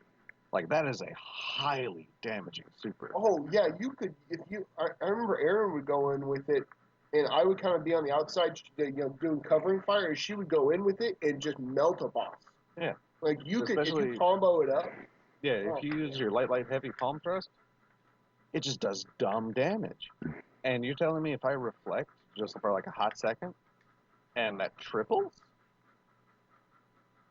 Oh my god! I think what we're getting is we're getting the supers that, I mean, everything's kind of like, no one's established like great combos yet, or like exactly like amazing plays yet with it yet. I think there's been some cool stuff, but I think everyone's still feeling everything out. Yeah, I think once you get people who really settle into a certain character and start to develop certain play styles, you're going to see some amazing stuff going on with all supers. I think you're going to see some. I can't wait for like an account mode, like a trials mode, to get in with the warlock and kind of warp my way into somewhere and then pop it and wipe out a target. Like if they're hiding in a room or something like that. I can't wait to get into like close quarters kind of combat with that. But the situation hasn't arisen yet. But it's like I said, this is look, we've talked for 3 weeks in a row now about things, just stuff we're enjoying, man.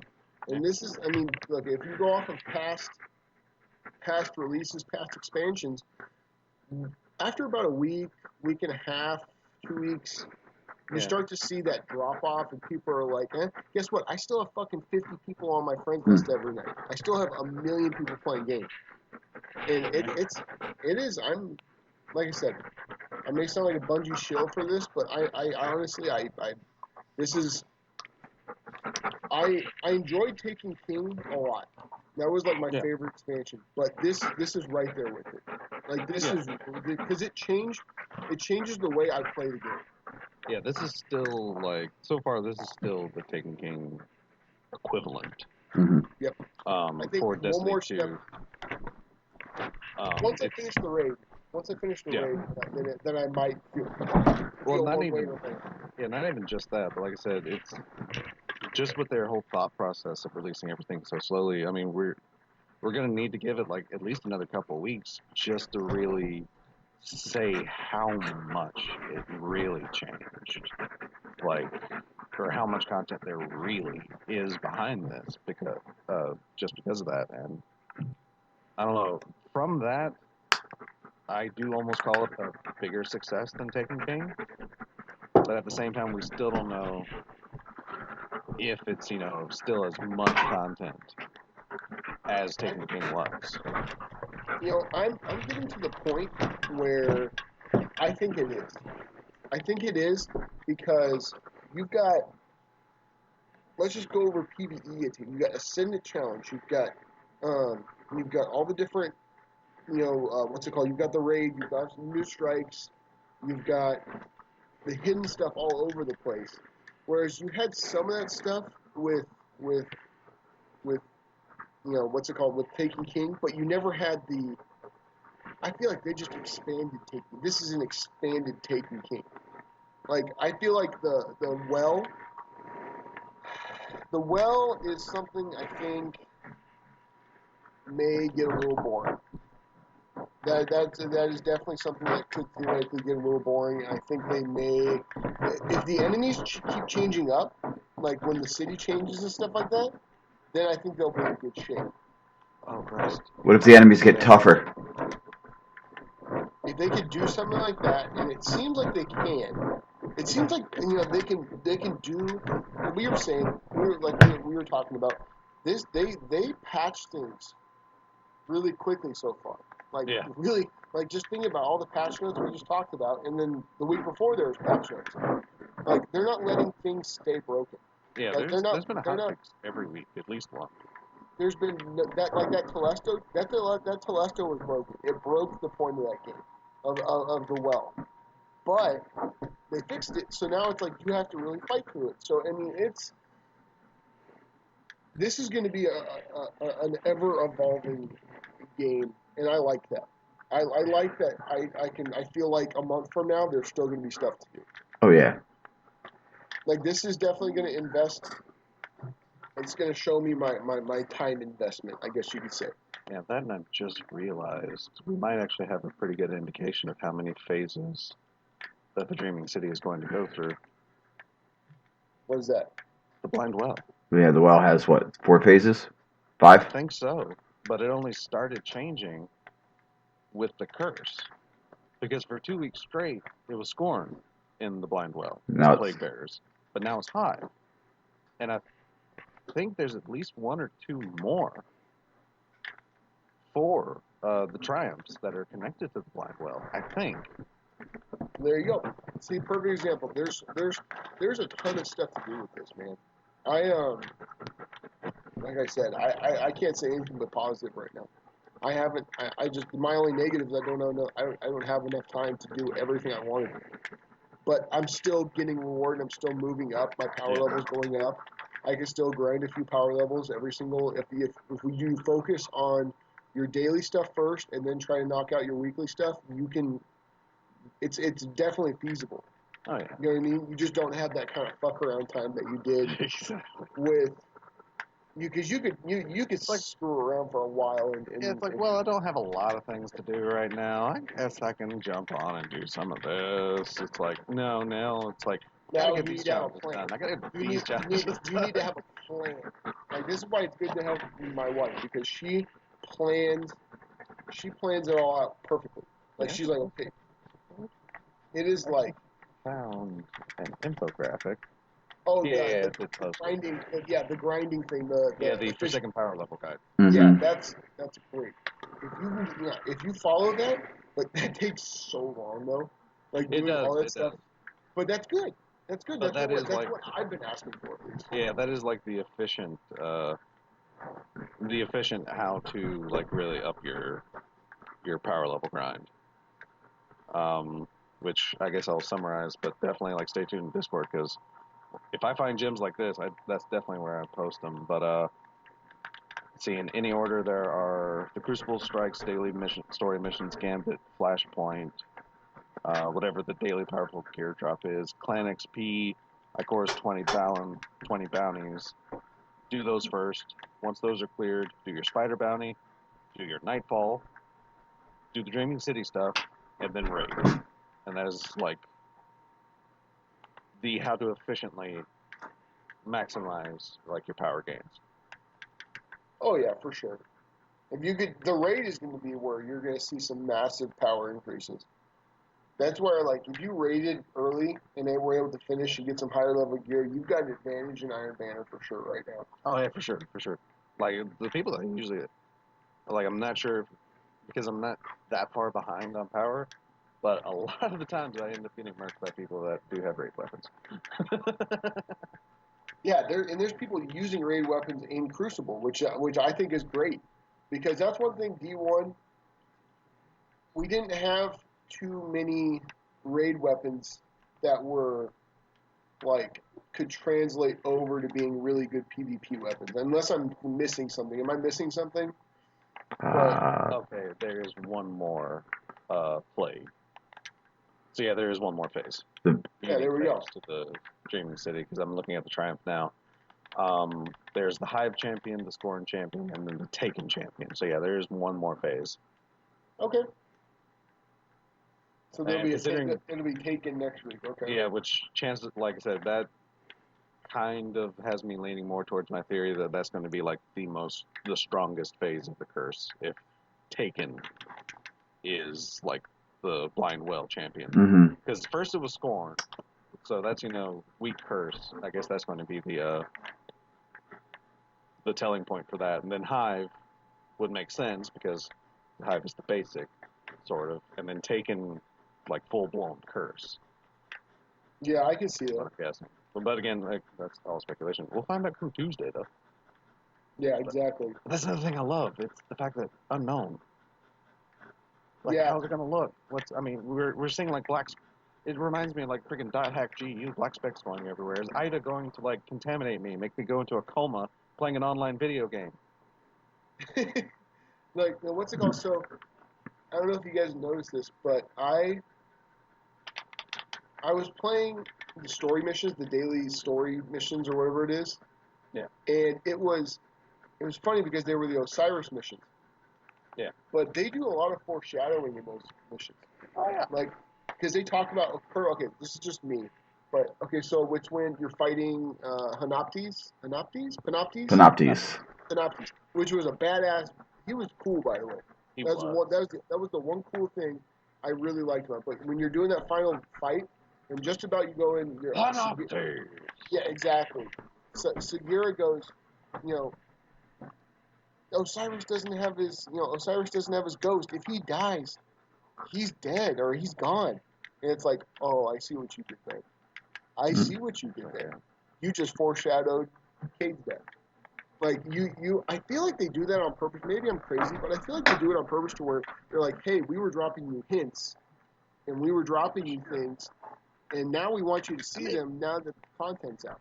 They've been doing that since D1. Oh yeah. With the infamous celebrants of Oryx that were in D1 since vanilla, and no one knew what the crap that was. Taken King. Oh, here's Oryx. Oh. Yeah, exactly. And then even in D2 vanilla, it's like one of the Nessus adventures when Failsafe is like rummaging around in the Vex network. Mm-hmm. She's like a user by the screen name Osiris sends his regards. Oh yeah. What? Oh, they love to do that kind of stuff. But I thought you know what I mean? Making a daily mission, make it like something to where people have to delve back into older content, because then maybe the older content will make a little more sense. Yeah. Now, you know what I mean? It adds a little bit to it. The mission's fun. It's a fun mission. Obviously, that was, in my opinion, the worst expansion so far. I mean, it's unfortunately the case, but the missions themselves, like the new content was fine. It just wasn't enough of it. No, but I don't know. It's just one little thing I noticed that they definitely like to foreshadow a lot. So that's why, like, hey, pay attention when you're going through stuff. Pay attention to what you're going through, because it may come back. It could help you. It could, help you later on when you're playing. Yeah, when you see the name Sivu Arath, pay attention to that. Oh yeah, for sure. Oh yeah. Yeah, because they spend so long, like ham-fisting Savathun, and all of a sudden, greed of Zebu Arath. Wait, what? Excuse me? Yeah, exactly. There was one I found the other day. It was Chosen of Sivu Arath. And I'm like, And also, speaking of the Rift Generator public event, the boss of the heroic version is the Grasp of Curia. Oh, Second yeah. time they've dropped that name in D2. Yeah. Who is Curia? Curia, that was the Vex. That was the Vex that was taken, right? Okay. The Vex that Oryx took and gave to his sister, Savathun. Well, I don't know about gave, but like sent to, I guess, cause havoc or something like that. I don't know. But Sword logic. Yeah, but or did Curia? No, I think Curia. I don't think Curia was taken. I think Curia was the one that learned sword logic.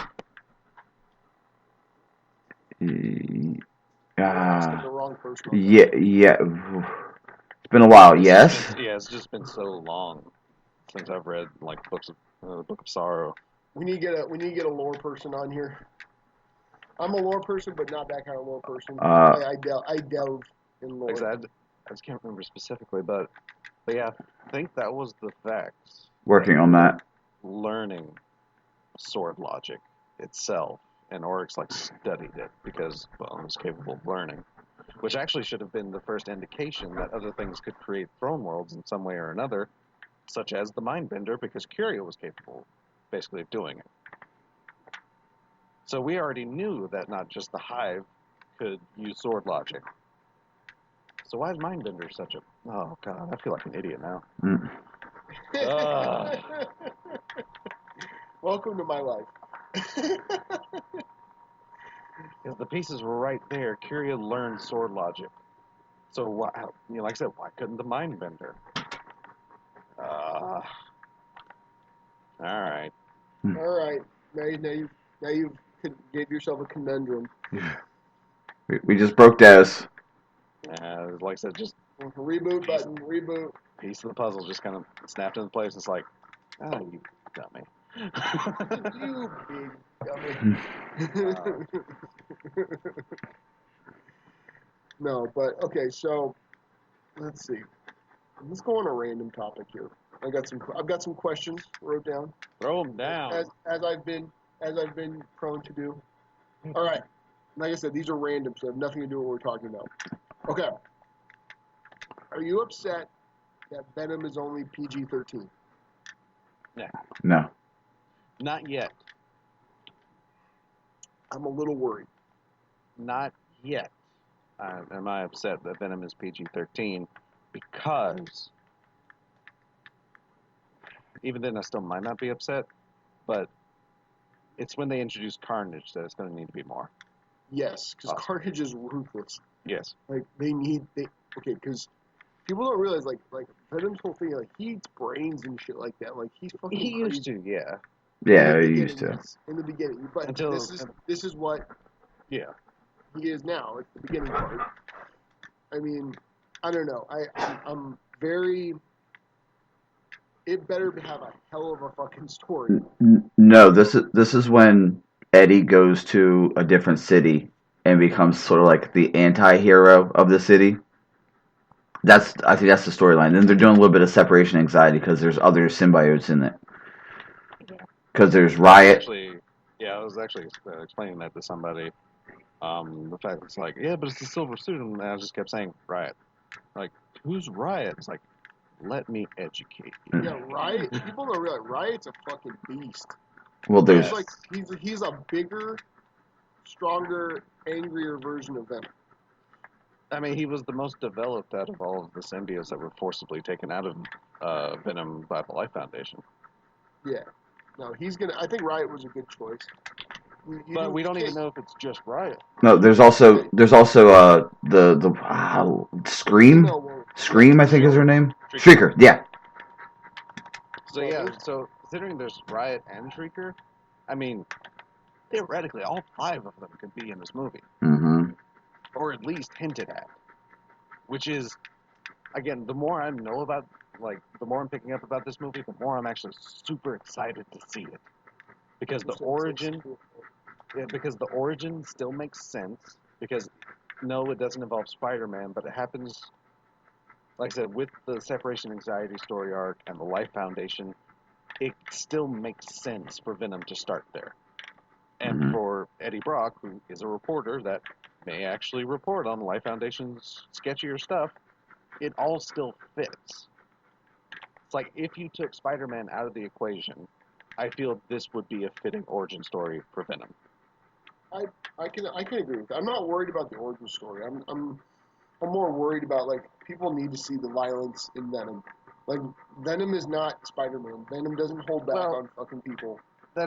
He fucking rips people apart. You know That's what I mean? true, but again, that was also before Eddie Brock really came into his powers. really was able to come to an agreement. Yeah, that's a better term of phrase for it. Yeah. I was gonna say when they actually start working together and it's not the symbiote trying to just kill everybody. Exactly. Yeah. Because they're probably gonna skip, but like I said, it's gonna become almost necessary for Carnage, because Carnage is just always that brutal, because the psychopathic, mass murdering Cletus Cassidy is my favorite. He's my favorite Marvel villain. Mm-hmm. Agreed. Because my favorite Marvel series is Spider-Man. That's what I grew up watching. That's my favorite. And Maximum Carnage is one of my favorite times. Super fun. That is, I mean, Maximum Carnage was just, you had Venom and Spider-Man. I mean, my favorite, pretty much my favorite hero and my favorite anti-hero teaming up together to take down Carnage, because Carnage was such a badass. Yeah. Like, they're going to need to show him murking people. Plus it was on a red cartridge. It was one of the few games that actually had a distinct cartridge color. Oh, yeah. That was fun, man. That was a fun game. Oh, man. No, it's a fun. It's a fun thing even in the cartoon. It was a good point. You know, Carnage is just he's always been just a special place for me, as far as like he is just pure fucking crazy evil. I love it. I mean, he was that way before the symbiote, and then as we find out, basically corrupted Clintar enhanced negative emotions. And the one thing that always got me, reason why Carnage is like one of my favorites, is because then there was always a duality in Venom, which is why I didn't like Spider-Man 3s, because when Eddie Brock and Venom merged, they were still speaking singularly.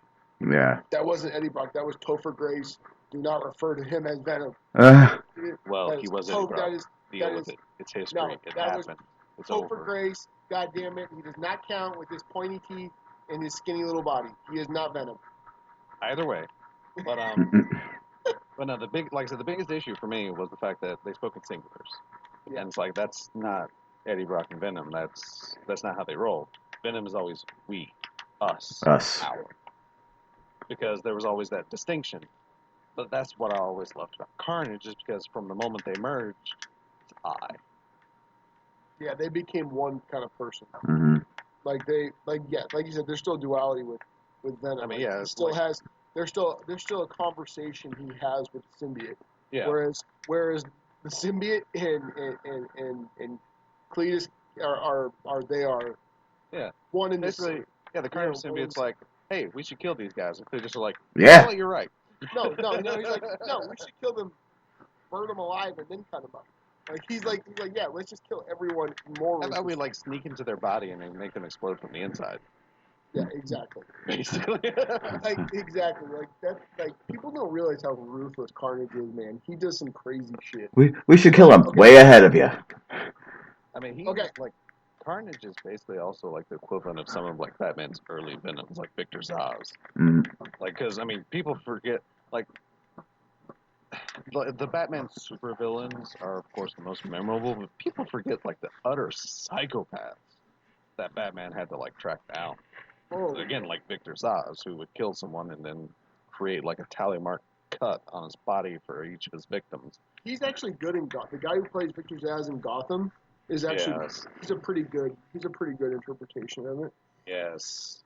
But the fact that he kept, I've got a special place for you. It's like, oh God. I've got a special place for you, Mark. I know exactly where I'm going to put you. It's like, okay. All right, next question. What casting has made you the most upset upon reveal? Honestly, it seems silly now, but honestly, Chris Evans is Captain America. Okay. Because this was the guy that was typecast as, well, basically, he played a perfect Johnny Storm. And those were like all of his characters before that. And it's like, yeah, no, he's Steve Rogers. Like, no, this slacker drifter type is not going to be able to pull off a Steve Rogers. Also, yeah, it's like, also one of the happiest times I've been proven wrong. Because my God. 100%. He has taken on that character completely. Now, what about you, Buster? I don't think there has been one. For me, I like I said, I literally, the funny thing is we've already talked about it, is fucking Topher Grace's Venom. Like that when I found out that Topher Grace was gonna be Venom, like I said, Venom is my favorite character. It physically hurt me. Like it hurt my well-being. Like I was upset because I had a list. Like when I was hearing about this movie, I had a list of like guys who could play Venom, who has the acting chops, but who's a huge guy, who's like, because Venom's supposed to be like he's like a world-class actor. Eddie Brock, if you were to look at him, he's supposed to be huge. Mm-hmm. He's not as smart as Spider-Man. Obviously, Spider-Man's one of the, Peter Parker's one of the smartest in all of Marvel, but he's physically like he's huge. And then when I heard that, it made me. I don't know if you guys work like this, but when I see a character, I've got to be able to see that character as that person for me to really buy into it. Well, then you must have really been upset at Hugh Jackman for being Wolverine. Well, okay, they're not going to get a midget. Like, I mean, honestly. Little person. If I offend anyone, sorry. Cut his mic. But they're not going to get a little person to play to play Wolverine? Because he's what, like 4'10"? Actually, that earned actually a lot of respect for me for Hugh Jackman as a person, because very shortly after playing the role so much, he actually met the creator, and apparently one of his first words was, "I'm sorry, I'm so tall." Yeah, because he's what? He's like right around 6 foot, isn't he? Somewhere in there. Yeah, but he's way too tall for it. Yeah, but I mean, who are you gonna get to play him? A little kid? Like, Right. it's one of those things. Yeah, Wolverine is notoriously short in the comics. Don't think a lot of people know, but I didn't even really realize it myself until one of the Wolverine comics, or it was one of the X-Men comics, but Jubilee had came back to the mansion, and of course, Wolverine and Jubilee had like a connection. Yeah. Wolverine like came out of the garden, out of the woods, to like give her a hug, and this is like a late teen girl, and he is like shorter than her by a head. Mm-hmm. Oh yeah. It's oh like, yeah. and of course I don't want to be stereotypical, but also Jubilee is of Asian descent, and not a lot of them are known for being super tall. Yeah, that's. Oh man, Jubilee. God, what a waste of character. Like that might be stereotype. So bad. I don't know a lot of really tall Asians. Well, she was Dazzler. She was just. Yao Ming. That's it. Name another. I'll wait. Prep time like Batman. I mean, like I said, with my life being into K-pop, I do know of at least 6 boy band members that are at least 6 footish. So, but then that's still out of like there's a lot of K-pop boy bands. A lot. There are. And 6 is like the average size of 1, and like I know of 6 out of all that are roughly 6 foot. Okay, let's see. Next question. Do you want there to be another Suicide Squad movie? Yes. Yes. Fuck you if you don't think Jared Leto was a good Joker. At me if you want to. I'll argue the fact. I think Joaquin Phoenix is going to kill it too. Did you see the picture? Yes. The picture. He looks creepy. Yep. He looks good. Yeah, the issue with Jared Leto's Joker, I'll say it time and time again, the issue with Jared Leto's Joker was not his acting. Mm-mm. He acted a great Joker. The issue with Jared Leto's Joker is whoever designed the Joker to look like that. 100% agree. 100%. But if you can get past that, which I did during the Suicide Squad movie, because I found out, oh my god, this is like, if you just not focus on the way he looks, this is a great Joker. Yeah. He sounds like Joker. He took on the he mimicked like the Mark Hamill type laugh. He was the animal.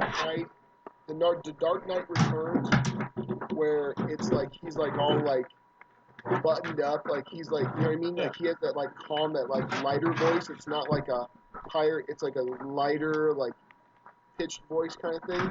He went with that, and that's like fine. And I'm fine with that. Even mimicked Mark Hamill's laugh. I mean, not perfectly, but he had that style of like Joker laughter that Mark Hamill made famous. Yeah, the insane high register. Yes.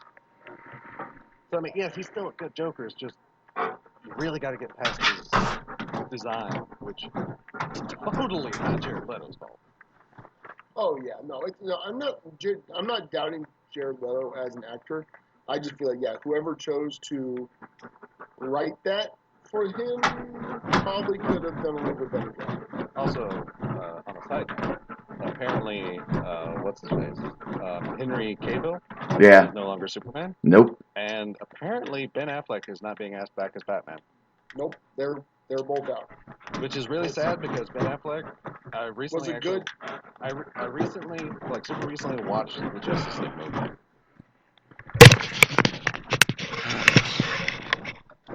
But I will say, again, none of the issues in that movie were the actors.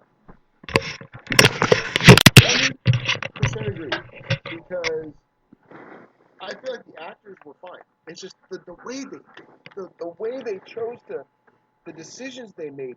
I'm sorry, but fucking the last boss are just don't even know, man. It hurts me because I love DC heroes so much. I feel like the storylines, honestly, I like the storylines. They're darker and they're better heroes. At least that's my own personal opinion. At me if you want to argue with me. That's fine. I'm sure you want to argue, but I like, give me Batman, give me Superman, give me Green Lantern, give me those kind of guys, and I'm good. But I just feel like they could have chosen so many other more. If people would just read the comics and read that kind of stuff, and then just go.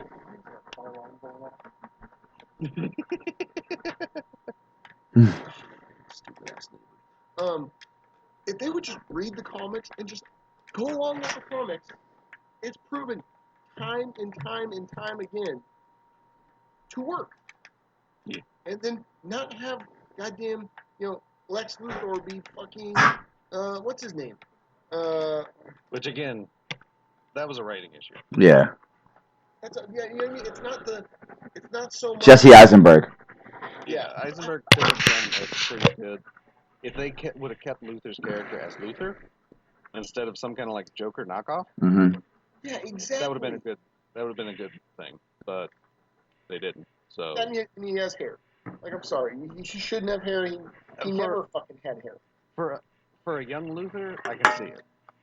For like I can just personally see it. For a younger Luthor, I can see him actually having hair. But it wouldn't be like Eisenberg's hair. It would be like slicked back, or it would be something kind of like that. Like, they made him too, like, crazy. Like I said, he's a Joker knockoff. Mm-hmm. They made him too crazy. He's supposed to be the smartest human being on the planet. Like, one of the smartest human beings on the planet. And they made him too crazy. They made him like the Riddler. Like, they made him like they made him like the Riddler. And that's not how it should have been. Lex Luthor is smarter than you, but he's like smug about it, and he doesn't beat around the bush. Oh yeah, he's smug, conniving. Yeah. You know what I mean? And that's why he's always been a true test for a good fight for Superman, because he's smart. Yeah, exactly. And it just, I don't know. And then like they need to tie every. Oh, God, Superman's foil is just a really smart dude. And magic. Well, I mean, yeah, but he can overcome magic. Yeah, it's true. Like, he's overcome magical beings. He still hasn't really overcome Lex Luthor. Yeah, I mean, the DC stuff, man. I don't know what they're gonna do. So, and look, I heard John Hamm as Batman, for these, and I'm fine with that. But I liked Ben Affleck as Batman. I thought he had the body type, the big, because he was an older Batman. Exactly. As Batman gets older, he gets bulkier, and he's still in amazing shape. But he's like, it's like in Dark Knight Returns. Like, he's big, bulky. He's not as fast. Like, when he's fighting, spoiler alert if you haven't watched it, but Dark Knight Returns in the first part, he's fighting the younger mutant. And he's sitting there and he's getting the shit kicked out of him because he's trying to fight him in his own game. And then he slows everything down to the old man version, gets him in a mud pit, slows him down, and then he's got one of the best lines he goes, "You still think this is a fight? This is an operating table." And he starts just fucking breaking all his arms off and stuff like that. Like, breaking his arms, breaking his legs, like popping stuff, like just doing terrible, mean crap to him. Like, that's like the dark Batman. I love that. And I thought Affleck could do that. Oh, yeah, he could. I mean, I thought he could totally do that. You couldn't do that with... I like Christian Bale, but I don't think you can get... Christian Bale can only bulk up so much. Yeah. Like, the guy's, he's a marvel for how much, adjusting his body to fit a role, but... Yeah. Because he's went, like, super sickly skinny and then, like, back again, and... It's like a real-life Mr. Fantastic. Jesus. Yeah, exactly. I don't know how he does it. It can't be healthy. It cannot be healthy for him to do what he's doing, but whatever. God bless the guy. So let's see. Do I have any other ones that really stand out? I could probably save some for a next cast. Let's see. I fall. Here's a real quick. This is a quick one. Okay. Would you rather be invisible for one day, completely invisible, or would you rather be able to have the power to fly for one day? Flight.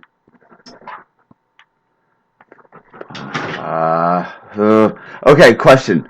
Does everything I touch turn invisible as well, or is it just me? No, just you. Flight. But you are naked. Because obviously your clothes don't. Your clothes don't go invisible. Flight. The mischievous teenager in me says invisibility, but the more responsible adult in me says flight. Oh, that's literally you took my answer from me. Because me as a deviant, yes, I want to go invisible.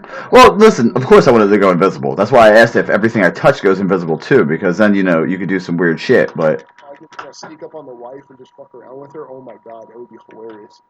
Oh, she would be calling me, "There's a ghost in the house!" Like, oh my god, I get that text every night. James, there's something in the house. I know it. Sorry, I just gave my name. There's something in the house. There's something, I know it. No, there's not. It's just a fucking house. It makes noise. No, I would totally fuck with her on that. Okay, but I would probably choose flight because knowing me, I'd probably still have to go to work, so I could just fly to work. Ooh, that would be legit. Just for one day. I'd probably like run into a power line and kill myself, but at least I would. That's what people like. Everyone chooses flight, but then like you've also got to be able to like hold up to the. You can't go that fly, otherwise your head's gonna explode. Or you're gonna run out of oxygen. Like people. Wind resistance, the cold. Yeah, you got. What if it's a bad day? What if it's raining? You know what I mean? Like you gotta think your powers through, people. Come on, think your powers through. But no, I don't know. I just I for some reason I saw that one and that one jumped out at me. I go, just you got to think about that one. All right, I'm good for questions because I've got a few more, but we can do that next week. I've fallen in love with Gambit, guys. Gambit's so fun. Gambit is so fun, and hopefully I'll be playing it with you guys next week when we actually do this. But like I said, forgot a key.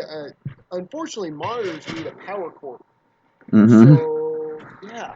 So I had all these cords, and we even took the PS4 out and everything. I was like, yeah, I'm ready to go. And all of a sudden, I looked at the back of the damn monitor. I'm like, yeah, there's no power cord for this thing. Like, it was slightly heartbreaking. Well, then I guess 122 is in the books, fellas. Double G, why don't you tell everybody where they can find you, since, you're the new guy on the block. You can find me in the old Discord, the RNG Discord. Come look at my terrible memes I put out. Or you can find me on Twitter at Gorilla Golf 1987. Or you can find me. I've streamed occasionally, but I mean just Gorilla Golf. Come find me. Come at me. Go ahead, Des. Speaking of the memes, even though it may not work because there's missing a visual component, but you thought other puns were bad? Just wait till you see mine. That was, come on, that would hurt. That would hurt me because I was laughing at that too much. It was hilarious. It was hilarious. Yes, Raven. You can find me on Twitter at DES_Raven. And search me on YouTube, Death Switch Raven. Things are in the works and happening. Like I said, once Forsaken. I mean, I guess it's going to slow down at some point in time. I mean, hopefully, only hope. So I can have a life again. But actually, I don't mind not having a life though. It's okay. I know, right? But yeah, and of course you can find this on our inner Discord and come and say hi and speak with me at Twitter and things and such. Yeah. You can find me, Buster Knuckle, on Twitter at BusterKnuckle13.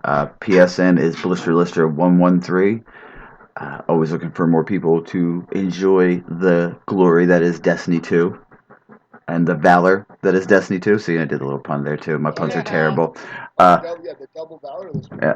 You can find this podcast, the RNGCast, at the RNGCast on Twitter. You can email us, the RNGCast at gmail.com, as Pete jumps on the wall. We have a Patreon, patreon.com/the RNGCast. We do Mystery Science Theater-esque movie commentaries. One of these days we'll definitely do Bleach, because I heard it was pretty good. That being said, this is episode 122 of the RNGCast. Hope that number's right. We're out. It is accurate. Later, man. May the RNG gods be kind to you, Guardians. See you all next week.